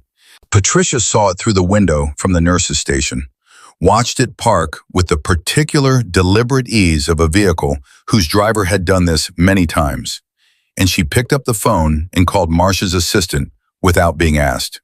Marsh needed to know. The hospital's communications team needed to be activated. There was a protocol for press presence, and it needed to start running now, because the last thing this situation needed was a reporter with a microphone getting to a patient or a family member before the hospital had its footing. By 12:55 p.m., there were 3 vans. By 1:10 p.m., there were 5. Inside the building, the ER continued to function. This was the thing that the cameras outside could not capture, and that the footage could not convey, and that the 1,000 comments per minute could not contain. That inside this building, people were still sick, and still scared, and still waiting, and still needed, regardless of what was happening in the world's attention, to be seen. Mara's Q had come down to 22. It was not single digits yet. It was progress. At 1:17 p.m., Gerald Marsh walked to the nurse's station, and he stood across the counter from Mara, and he waited until she finished what she was doing, which took 45 seconds, and then he said, "There are 5 news vans outside." She said, "I know, Patricia told me." The communications team is going to release a statement in about an hour. Standard language, incident under review, cooperating with authorities, hospital stands behind its staff. Nothing specific, nothing that prejudices the legal process. He paused. "But I want you to know, before the statement goes out, that your name is in it, that we're naming you by name, that the hospital is not going to refer to you as a staff member or a nurse on duty or any other construction that makes you a faceless institutional component of a news cycle." He looked at her directly. "You are a person. This happened to you. The statement is going to say your name." Mara looked at him. She said, "Did I have any say in that decision?" "I'm asking right now." She thought about it. She thought about Dolores Vance, whose name she did not yet know. She thought about the 7 complaints in a folder she hadn't seen.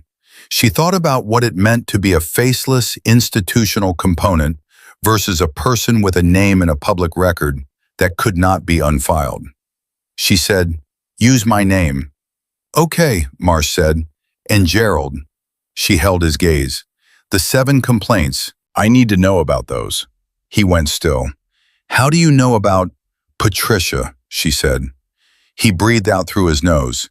He said, Carl Biggs came in this morning with a folder. 7 complaints against Greer over 3 years. 2 of them originated in ER settings, here and at Mercy General. One of the Mercy General complaints was filed by a charge nurse named Dolores Vance. The details are... He stopped. He chose his next words carefully. The details are consistent with what happened to you this morning. Mara was quiet for a moment. The quality of her quiet had changed. Not the controlled professional quiet she maintained on the floor. Something underneath that. Something that was older and heavier and personal in a way the shift had not yet required her to be. She said, and it was buried. Yes. By someone who knew Greer. Yes. She turned and looked at the board on the wall. 22 patients, 14 bays, 2 physicians. The numbers that defined the world she lived in during every hour of every shift. She looked at them for a long moment. Then she said, Dolores Vance needs to know that someone is talking to her case again. Detective Keel is reaching out to her today, Marsh said. I told her to make it the first call. Mara nodded. She picked up the next chart. She said, thank you for telling me. He started to say something else. She was already moving. It was 1:24 p.m. Todd Greer was in a room at the police department's administrative offices on the 2nd floor of the Ashford Municipal Building, and he was not under arrest, not yet. But the distinction between not under arrest and in a room you are not being permitted to leave was narrowing by the minute, and he could feel it narrowing. His union rep was with him, not Carl Biggs. Biggs was at the hospital, which Greer did not yet know, but a man named Phil Garrett who was younger and less experienced and who had, in the last 40 minutes, made 2 phone calls that had not produced the outcomes he had promised they would produce. The first call had been to the department's legal counsel. The legal counsel had listened to Phil's summary of the situation and said, with the careful neutrality of a lawyer who has just concluded that there is no version of this that ends well, that the department's position would need to be assessed in light of all available evidence, including any footage that had been submitted to the DA's office. Phil had said, what footage? Legal counsel had said, the 17-minute recording submitted this morning by a naval officer who was present for the full duration of the incident. Phil had said nothing for 3 seconds. Then, 17 minutes? From 8:52 to 9:10, legal counsel said, raw footage, time-stamped, multiple copies on multiple servers. A pause. It includes audio of a statement made by Officer Greer to his partner at the 9/11 mark that the DA's office has characterized as highly significant. Phil had ended that call and started the second one, which had been to a senior officer in the department whose name did not appear on any public roster, and who, according to Carl Biggs's folder, had signed off on the closure of 3 complaints that should not have been closed. That call had gone to voicemail. It was still going to voicemail. Greer was sitting with his arms folded and his jaw tight, in the specific expression of a man who has lived for years inside the protective architecture of institutional loyalty, and who is now, for the first time, experiencing the architecture from the outside. It looked different from out here. It looked smaller, less solid, like something that had always depended, for its sturdiness, on the consent of everyone inside it. And that consent was now, in several places simultaneously, being withdrawn. He said, what did he say? Biggs, what did he say when he went in there? Phil looked at his phone. I don't have that information yet. Find out. Todd, find out, Greer said, and his voice had the same quality it had carried in that ER. The quality of a man who believes that force of will is a substitute for actual options. Because if Biggs walked into that hospital and handed them anything from the department's internal files, that is a procedural violation, and I want it on the record.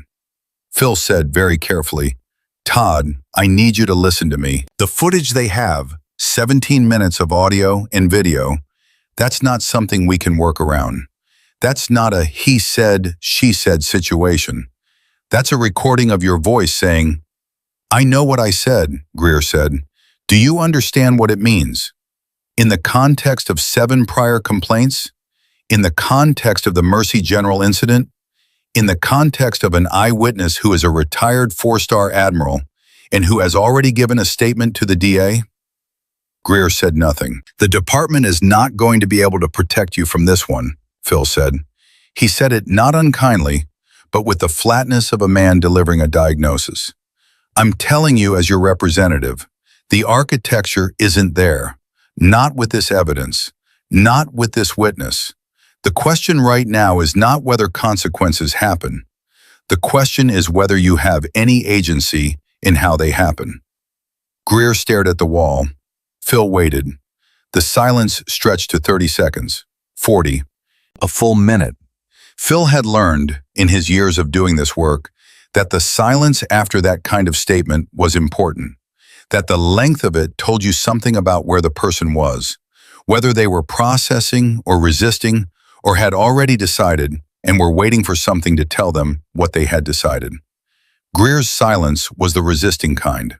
Phil could see it in the set of his shoulders, the thing that would not give. But underneath the resistance, if you watched closely enough, and Phil was watching closely enough, because this was his job and because some part of him had been watching Todd Greer for years and waiting, without admitting it to himself, for this particular room.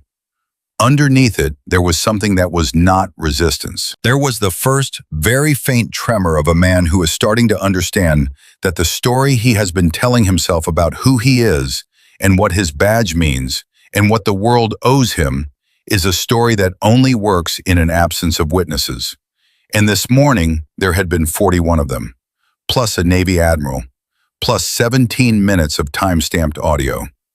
Phil said, "I'm going to recommend you speak with the DA's office voluntarily, today, before they come to you." He held up a hand before Greer could respond. "I'm not asking you to incriminate yourself. I'm asking you to show that you understand the gravity of what happened. Because right now, every hour that passes without that gesture, the narrative builds in a direction that you will not be able to redirect later." Greer's jaw worked. He said finally, the word arriving like something dragged up from a depth he had not intended to access. "Fine." Phil picked up his phone. It was 1:48 p.m. At 1:52 p.m., Mara was called to the phone at the nurse's station. The call was from Detective Keel's office, and the woman on the line was not Keel herself, but her assistant, a pleasant-voiced woman who told Mara that Detective Keel would like to schedule a formal statement interview for that afternoon, ideally at 3 o'clock, and that she could come to the station or the detective could come to her, whichever was more convenient. Mara said, "Can she come here? I'm on shift until 7. The assistant said she would confirm and call back. Mara hung up. She looked at the clock, 1:53 p.m. She looked at the board, 19 patients, getting there. Patricia materialized beside her with a cup of coffee that was, for once, still hot. She set it on the counter without fanfare. Mara looked at it. She looked at Patricia. Patricia shrugged, the shrug of a woman who has no interest in being thanked and whose gestures of care are strictly practical. Mara drank half of it in 4 seconds. Patricia said, "There's something you need to know." Mara set the cup down. "Dolores Vance called in," Patricia said, "about 40 minutes ago. She called the main hospital line asking for whoever was handling the Greer situation. Marcia's assistant took the message." Patricia held Mara's gaze. "She said she'd been watching the footage since 10 this morning. She said she tried to come forward 18 months ago and nobody listened. She said," Patricia paused, "she said she's been afraid to work in an ER with a police presence ever since." Mara was very still. "She's a charge nurse, Mara, same as you, 22 years. The weight of it settled on Mara in a way she felt physically, not the sharp weight of the hand on her throat, but the slower, heavier weight of understanding the full dimensions of something you had previously only seen part of. She thought about Dolores Vance spending 18 months afraid. She thought about how long 18 months was. She thought about every shift in those 18 months where the ambulance bay doors opened and an officer walked in. She said, "Is someone talking to her?" Kyle's office called her at 1:30. Good. Mara picked up her coffee. She drank the rest of it. She set the cup down. "What's in Bay 3? 60-year-old with abdominal pain, possible appendix, waiting on labs." "I'll go check on him." She went. It was 2:01 p.m. The twist that changed the entire trajectory of the afternoon came at 2:17 p.m., and it came not from the DA's office, or the police department, or the news vans outside, or the footage now approaching 2 million views on social media. It came from the pediatric ward on the 4th floor. A nurse on that floor, a young woman named Cass Moreno, who had been at Harrow Memorial for only 8 months, had been assigned to room 412, where Daniel Frey was resting with his mother. Cass had been doing her afternoon round when Claire Frey had asked her, in the quiet, careful way of someone who had been thinking about whether to ask for a while, whether Nurse Solace was the same nurse from the video. Cass had said yes. Claire had asked if she could write something, a letter, or a note, whatever the right thing was. Cass had given her a notepad from the supply cart. What Claire wrote was not long. It was 2 paragraphs. The first paragraph described arriving at the ER that morning with Daniel, the fear of it, the waiting room full of people and noise, and the particular quality of calm she had felt watching Mara work. Watching her move through the chaos without disappearing into it. Watching her see Daniel and upgrade his status and set everything in motion. And how that quality of calm had been the only thing that had kept Claire herself from falling apart entirely. The second paragraph described watching the footage on someone's phone in the waiting room while Daniel was being treated.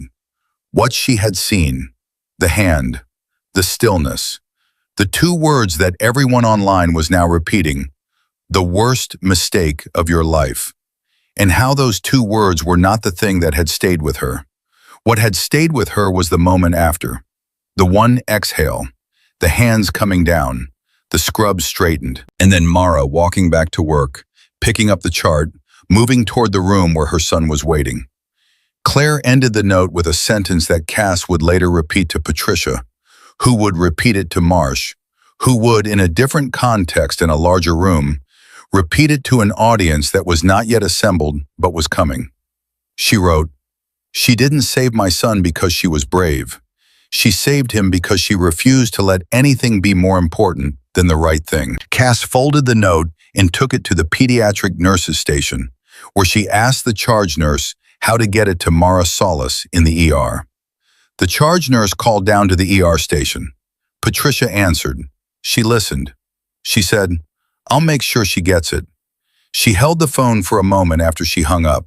Then she wrote a note to herself on the small pad she kept in her breast pocket, next to Admiral Aldrich's card. The note said only, "Claire Frey, 412. She did not tell Mara yet. Mara was with a patient. The note would keep. It was 2:24 p.m. Detective Sandra Keel arrived at Harrow Memorial at 2:51 p.m., 9 minutes early, which was the kind of professional behavior that told you something about a person without them having to say it. Keel found her in Bay 6, finishing a wound care procedure on a 73-year-old man whose wife was reading a magazine with the practiced ease of a woman who had been accompanying her husband to various medical appointments for decades and had learned to bring entertainment. Mara looked up. She saw the recorder. She read the badge. She said to her patient, "All done, Mr. Leary. The wound looks clean, no signs of infection. I'll have Dr. Calloway sign off on the discharge paperwork, and you'll be home for dinner." Mr. Leary said, "My wife makes a terrible dinner." His wife did not look up from her magazine. "You're welcome to make your own." Mara almost smiled. The almost was visible. She stepped out of the bay. She and Keel stood in the corridor, and Keel said, "I appreciate you agreeing to speak with me while you're still on shift." "The sooner the better," Mara said. Before we start, I want you to know what we have. Kyle said it straightforwardly, without preamble, the way you speak to someone you have already assessed as a person who handles information well. We have the 11-second clip that's public. We have 17 minutes of raw footage from a naval aide who was present for the full incident. We have your account, which will be formally recorded this afternoon. We have Admiral Aldrich's account, recorded this morning. We have Dennis Wark's internal complaint, filed voluntarily. We have Carl Biggs's folder with 7 prior complaints, including one from a charge nurse at Mercy General named Dolores Vance, who I spoke with at 1:30 today. She paused. And we have an audio recording captured in the 17-minute footage of Officer Greer making a statement to his partner that connects this morning's incident to the Mercy General incident in a way that significantly expands the scope of the investigation. Mara listened to all of this without interrupting. When Cale finished, she said, "What did he say?" Cale told her. The silence that followed lasted 4 seconds. Mara looked at the floor during those 4 seconds. And in those 4 seconds, the thing she had sealed into its compartment at 9 in the morning, the hand on her throat, the specific quality of it, the way it had felt like a statement about what kind of person he believed she was, and what kind of person he believed he was. That thing cracked its seal, just slightly, just enough for 4 seconds. And then the seal closed again, and she looked up. She said, "Dolores Vance deserves to know that her complaint is being taken seriously." "I told her that this afternoon," Keel said. She cried. She said it factually, without sentimentality, because that was the kind of woman she was. But the word landed with weight anyway. "She asked me if you were okay." She watched the footage. She said, Keel paused for a beat that was, for her, unusual. She said she recognized the expression on your face, the stillness. Mara took a slow breath. It was the kind of breath that says more than words do. "She wants to give a statement," Keel said. "She's coming in tomorrow morning." "Good," Mara said. "Let's start." She led Keel to the small family consultation room at the end of the corridor, the one they used when they needed to tell someone something that required privacy, the one with the box of tissues on the table that no one moved or replaced or acknowledged because its presence was just part of what the room was. She pulled out 2 chairs. She sat down. She folded her hands on the table. And then, for the first time since 9 in the morning, Mara Solis told the full story. Not the clinical handoff version. Not the brief and efficient account she had given Gerald Marsh. The full version, the prisoner's arrival, the triage decision, the escalation at the desk, the crossing of the barrier, the arm, the throat, the 11 seconds, the Admiral, the exhale, walking back to work, the granola bar she hadn't tasted, Daniel Frey's oxygen saturation climbing from 91 to 94. She told it steadily, clearly, without drama and without minimization, in the same voice she used to tell everything. The voice that expected to be believed because it did not ask to be believed. It simply told the truth and trusted the truth to be enough. Keel's recorder ran for 34 minutes. When it was done, Kyle clicked it off and sat back in her chair and said, "One more question, off record." She waited for Mara to nod. "When he had his hand on your throat, were you scared?" Mara looked at her. She sat with the question for a moment, really sat with it, the way she sat with everything that deserved a real answer. "Yes," she said, "but you didn't move." "No. Why not?" Mara thought about Daniel Frey. She thought about Dolores Vance and 18 months of fear. She straightened her scrubs. She looked at the clock on the wall. 3:27 p.m., 9 patients in the queue, almost single digits. She opened the door of the consultation room and walked back toward the station. Behind her, Detective Keel stood in the doorway for a moment, watching her go, and wrote something in her notepad that was not part of the official record and that she would not read back to anyone. It said, "She is going to be fine." This is the kind of person who is always going to be fine. And down the hall, the monitors kept beeping, and the queue kept moving, and the afternoon pushed forward into what the evening would become, carrying everything the morning had started. The queue hit 8 patients at 4:03 p.m. Mara noted it without celebration, the way you note a landmark on a long drive, not the destination, but evidence that you are still moving in the right direction. She updated the board, called the next patient back, and kept going. The shift had 3 hours left. 3 hours was not nothing, but it was also not the kind of number that could surprise her anymore today. What happened at 4:11 p.m. surprised her. Patricia came around the corner of the station with an expression that Mara had learned, over 9 years of working beside her, to read with precision. It was not the expression that meant a patient had coded. She read, but something happened in her face that Patricia watched with the careful attention of a person who understands the weight of what they have handed someone and wants to make sure the person can carry it. When Mara looked up, her eyes were dry, but they were different, not harder, deeper, like something had been added rather than taken away. She said, "She didn't have to do this." "No," Patricia said. "She wanted to." Mara folded the paper. She held it for a moment. Then she placed it in the breast pocket of her scrubs, in the same pocket where Patricia kept Admiral Aldrich's card and the small notepad with Claire Fry's name on it. And she pressed her hand flat against it for exactly 2 seconds. 2 seconds. And then she turned back to the board. "Who's next?" she said. It was 4:16 p.m. 3 miles away, in a conference room at the DA's office on Garrison Street, Todd Greer sat across a table from Detective Sandra Keel and a prosecutor named Alan Chu. And he was doing the thing that Phil Garrett had advised him to do, and that everything in his nature was fighting against.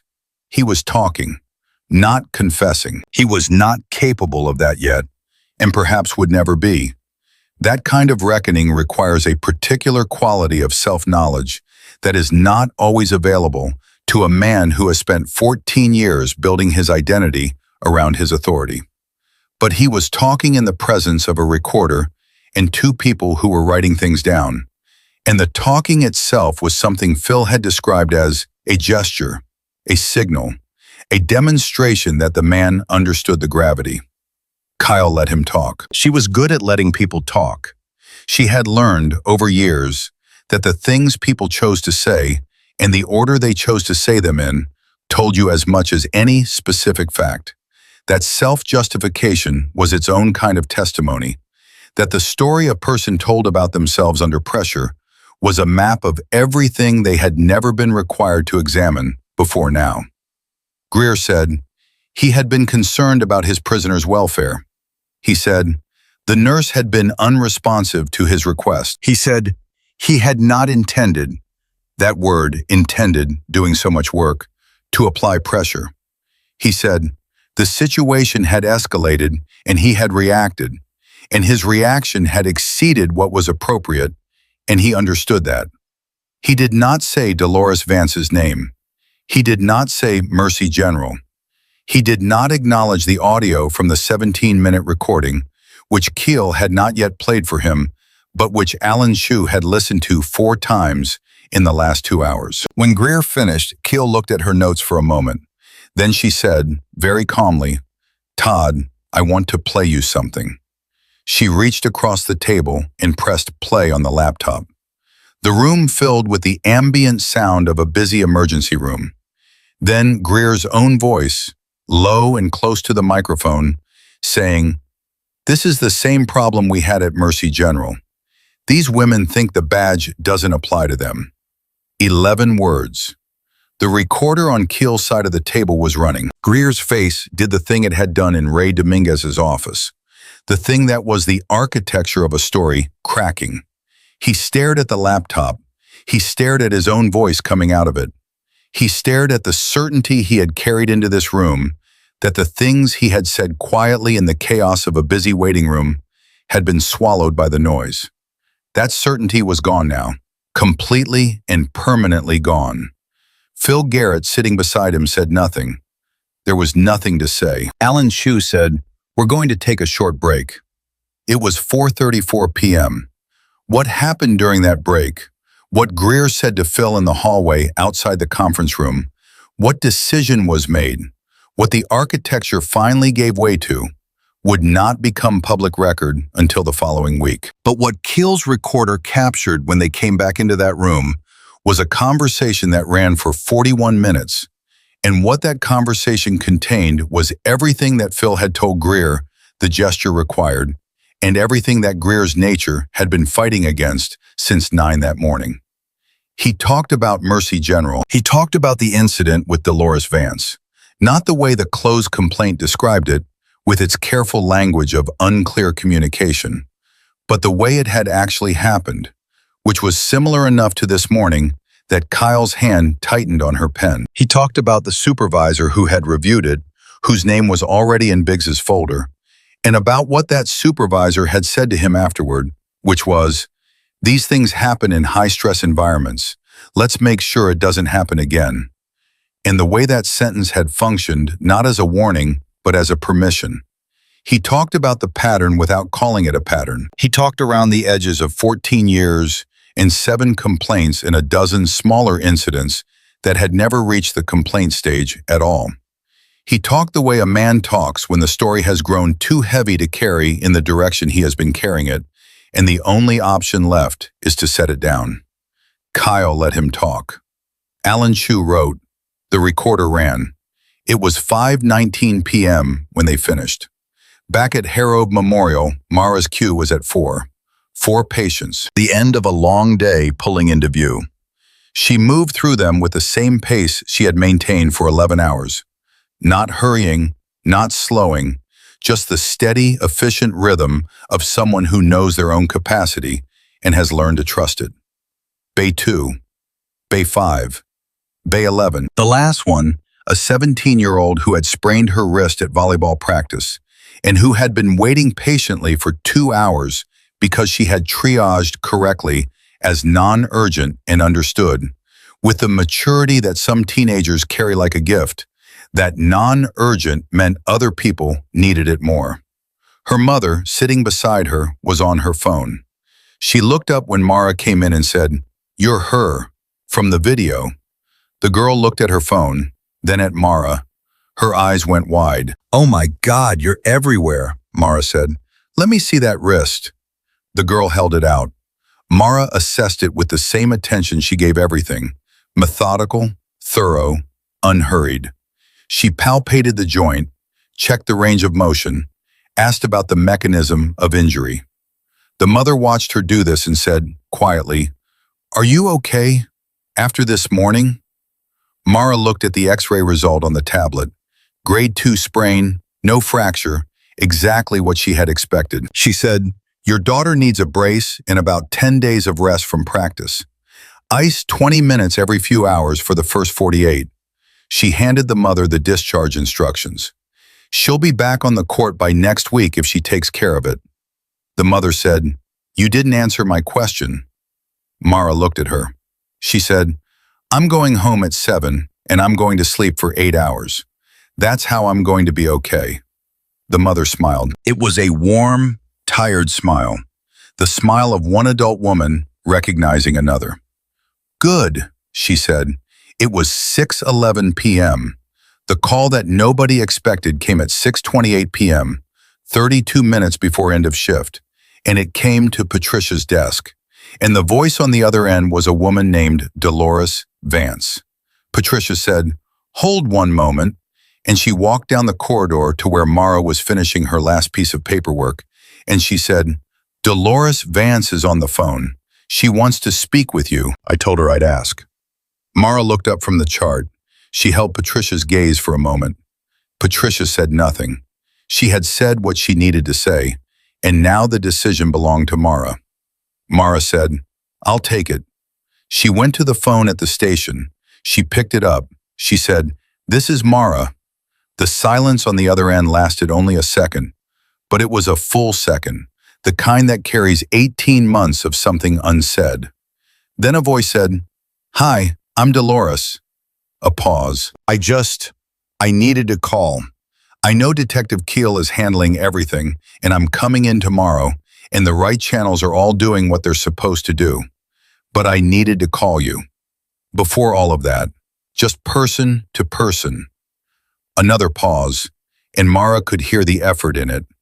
The effort of someone who had been holding something tightly for a very long time and was only now beginning to loosen her grip. I watched the footage. I've watched it probably 15 times today. And the thing I keep stopping on is the moment after, when he lets go, and you exhale, and you straighten your scrubs, and you walk away and you go back to work. Mara said nothing. She was listening with her whole self. I didn't do that, Dolores said, 18 months ago. I didn't walk back to work.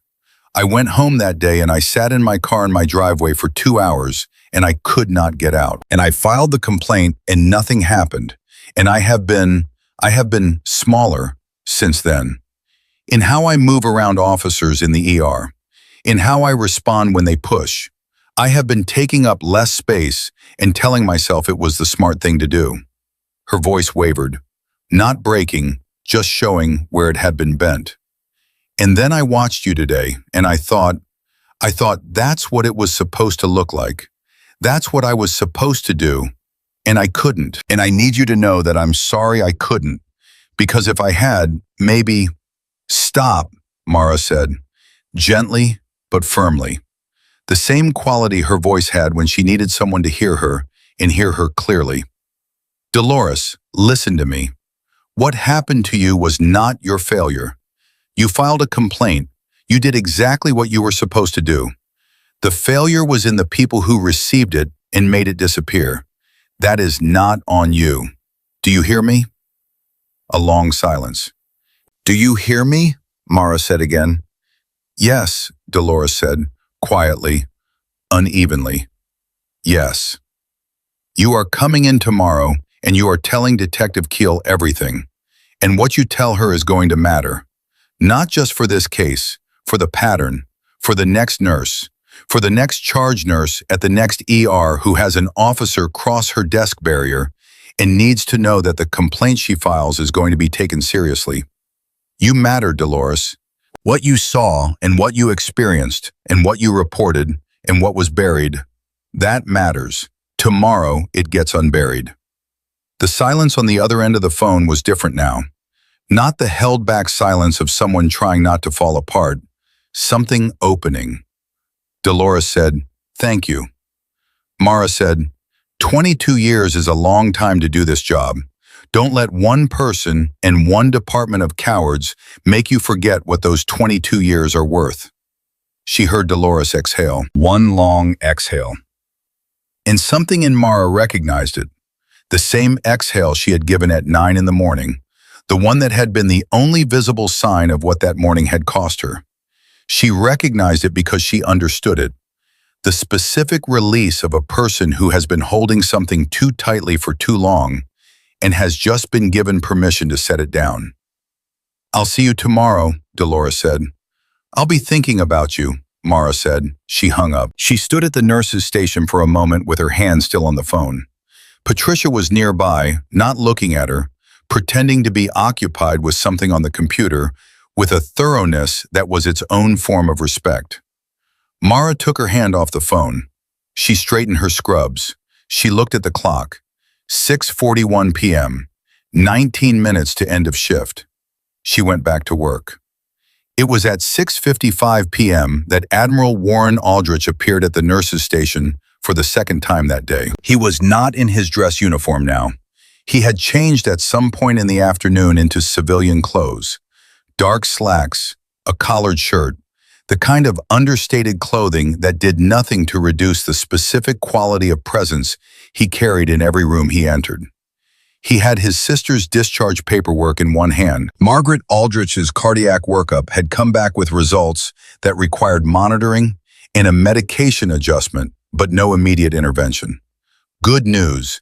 The kind that released the specific fear that had driven a man to drive 200 miles at 3 in the morning, and he carried that release in his posture. He looked like a man who had done a great deal in one day and intended to go home and be a brother. He saw Mara at the station.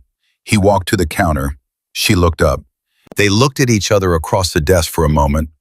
The one he had walked through this morning, the line he had crossed moving in the right direction, the space between them carrying the weight of a day that had started with 11 seconds and expanded into something neither of them had anticipated when they woke up. He said, "I wanted to check on you before we left." She said, "How is your sister?" He said, "She's good. She's going home with a new prescription and instructions to call her doctor Tuesday. She's already asking about her garden." Mara said, "That's a good sign." He said, "It is."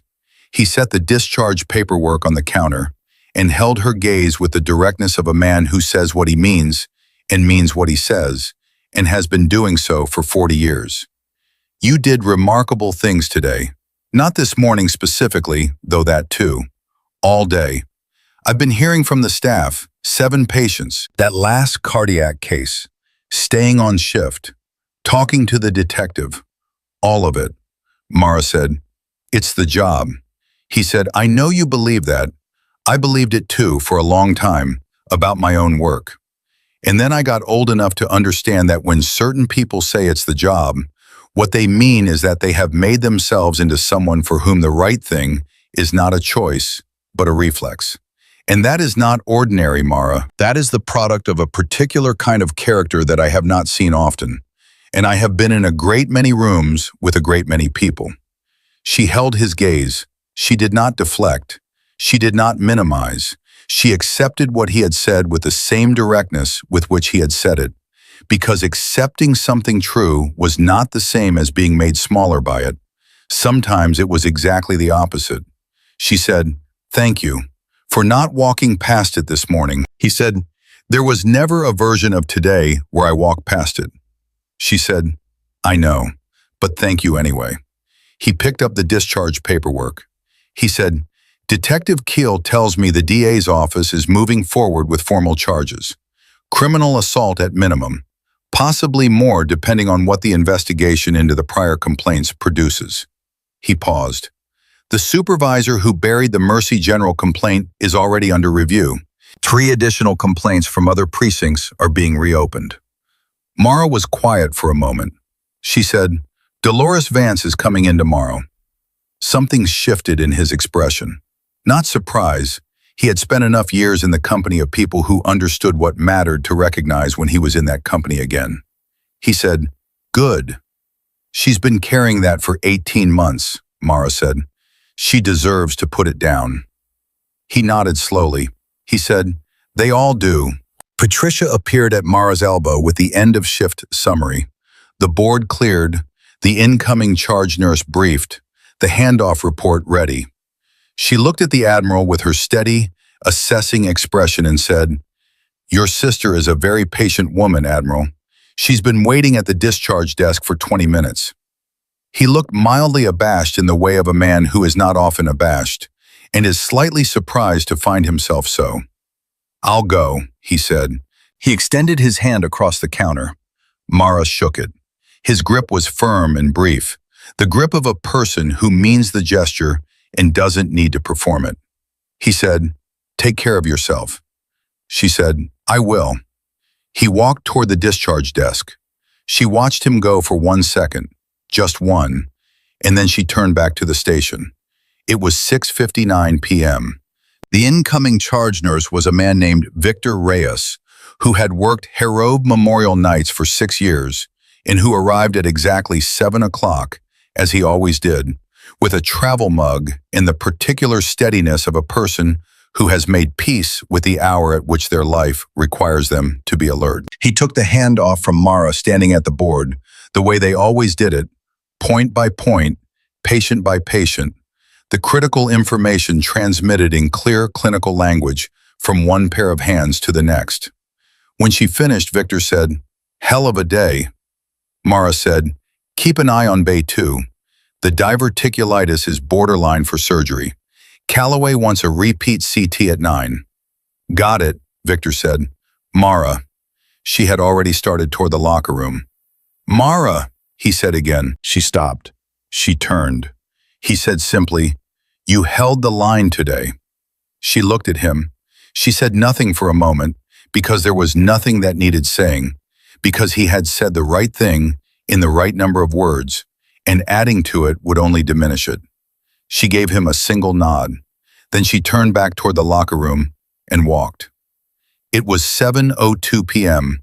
She sat on the bench in the locker room for 4 minutes before she moved again. 4 minutes of sitting, of not doing anything, of allowing the day to exist as the complete and finished thing it now was, rather than the ongoing problem it had been since 6 in the morning.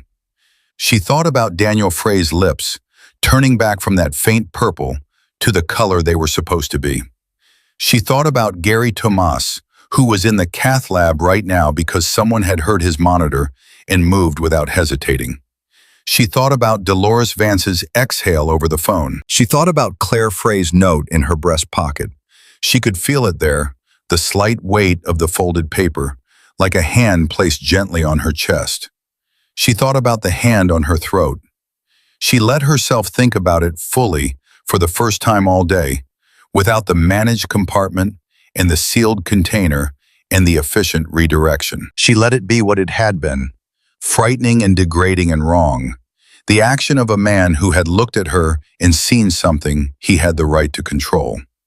She let herself be the person it had happened to, for 4 minutes, without also having to be the charge nurse and the professional and the woman who was already moving toward the next thing. 4 minutes. Then she stood up. She opened her locker.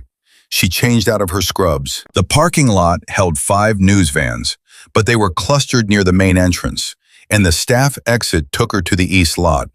And by the time anyone registered her walking to her car, she was already in it. She sat for a moment before she started the engine. She took the note from her breast pocket and unfolded it one more time in the dim light of the parking lot, and she read the last line again. She didn't save my son because she was brave. She saved him because she refused to let anything be more important than the right thing. She folded it again. She put it in her glove compartment. She started the car. The next morning, Dolores Vance walked into the DA's office at 9 sharp and sat down across from Detective Keel and talked for 2 hours. And what she said became part of a case file that would eventually name not one officer, but 4. And not one department supervisor, but 2, and would result in a formal review of 11 closed complaints across 2 hospitals and 3 years of documented institutional failure. The review board that Gerald Marsh convened at Harold Memorial produced a new protocol for officer interactions in clinical settings, clearer boundaries, clearer escalation paths, clearer protections for staff. And the protocol carried Mara's name on the cover page, not as a victim, but as a consultant, because she had sat in that conference room and told them exactly what it needed to say. Carl Biggs resigned from his position as union rep 4 weeks later. He gave a statement to a local journalist that ran in the Ashford Tribune and was picked up by 3 national outlets. And what he said in that statement was not easy and not comfortable, and was the kind of thing that costs a person something to say in public. It was the right thing. He knew it, and he said it. Dennis Wark requested a transfer to a different unit. He was assigned to community outreach. 6 months later, a paramedic named Marcus Webb ran into him outside a school gymnasium where they were both volunteering at a health fair, and they talked for 20 minutes, awkwardly at first, and then not awkwardly at all. And Dennis said, "I'm sorry I didn't back you up the first time." And Marcus said, "You backed somebody up when it counted." And they shook hands, and neither of them said anything else about it, because everything that needed to be said had been said. Warren Aldrich drove back to Columbus the morning after, and when his aide, Captain Hartley, asked him during the drive what he wanted to do with the request for media interviews that had been accumulating since the footage went public, the Admiral said, "Decline them all. What I did this morning was not something I need to be interviewed about. It was just what you do." Hartley said, "Yes, sir." The Admiral looked out the window at the Ohio landscape moving past and said, "How's the laptop?" "Safe," Hartley said. 3 copies. "Good," the Admiral said, and he did not speak of it again. Todd Greer was formally charged 14 days after the incident. 2 counts of criminal assault, 1 count of misconduct in office, and a 4th charge added later, after the full scope of the Mercy General connection was established, and a DA who had been watching his approval ratings closely decided that the facts supported it. He was suspended without pay pending trial. He did not return to duty. The career he had believed his badge made permanent ended in the administrative corridor of the hospital he had walked into that morning, convinced that the world would arrange itself around his authority, as it always had.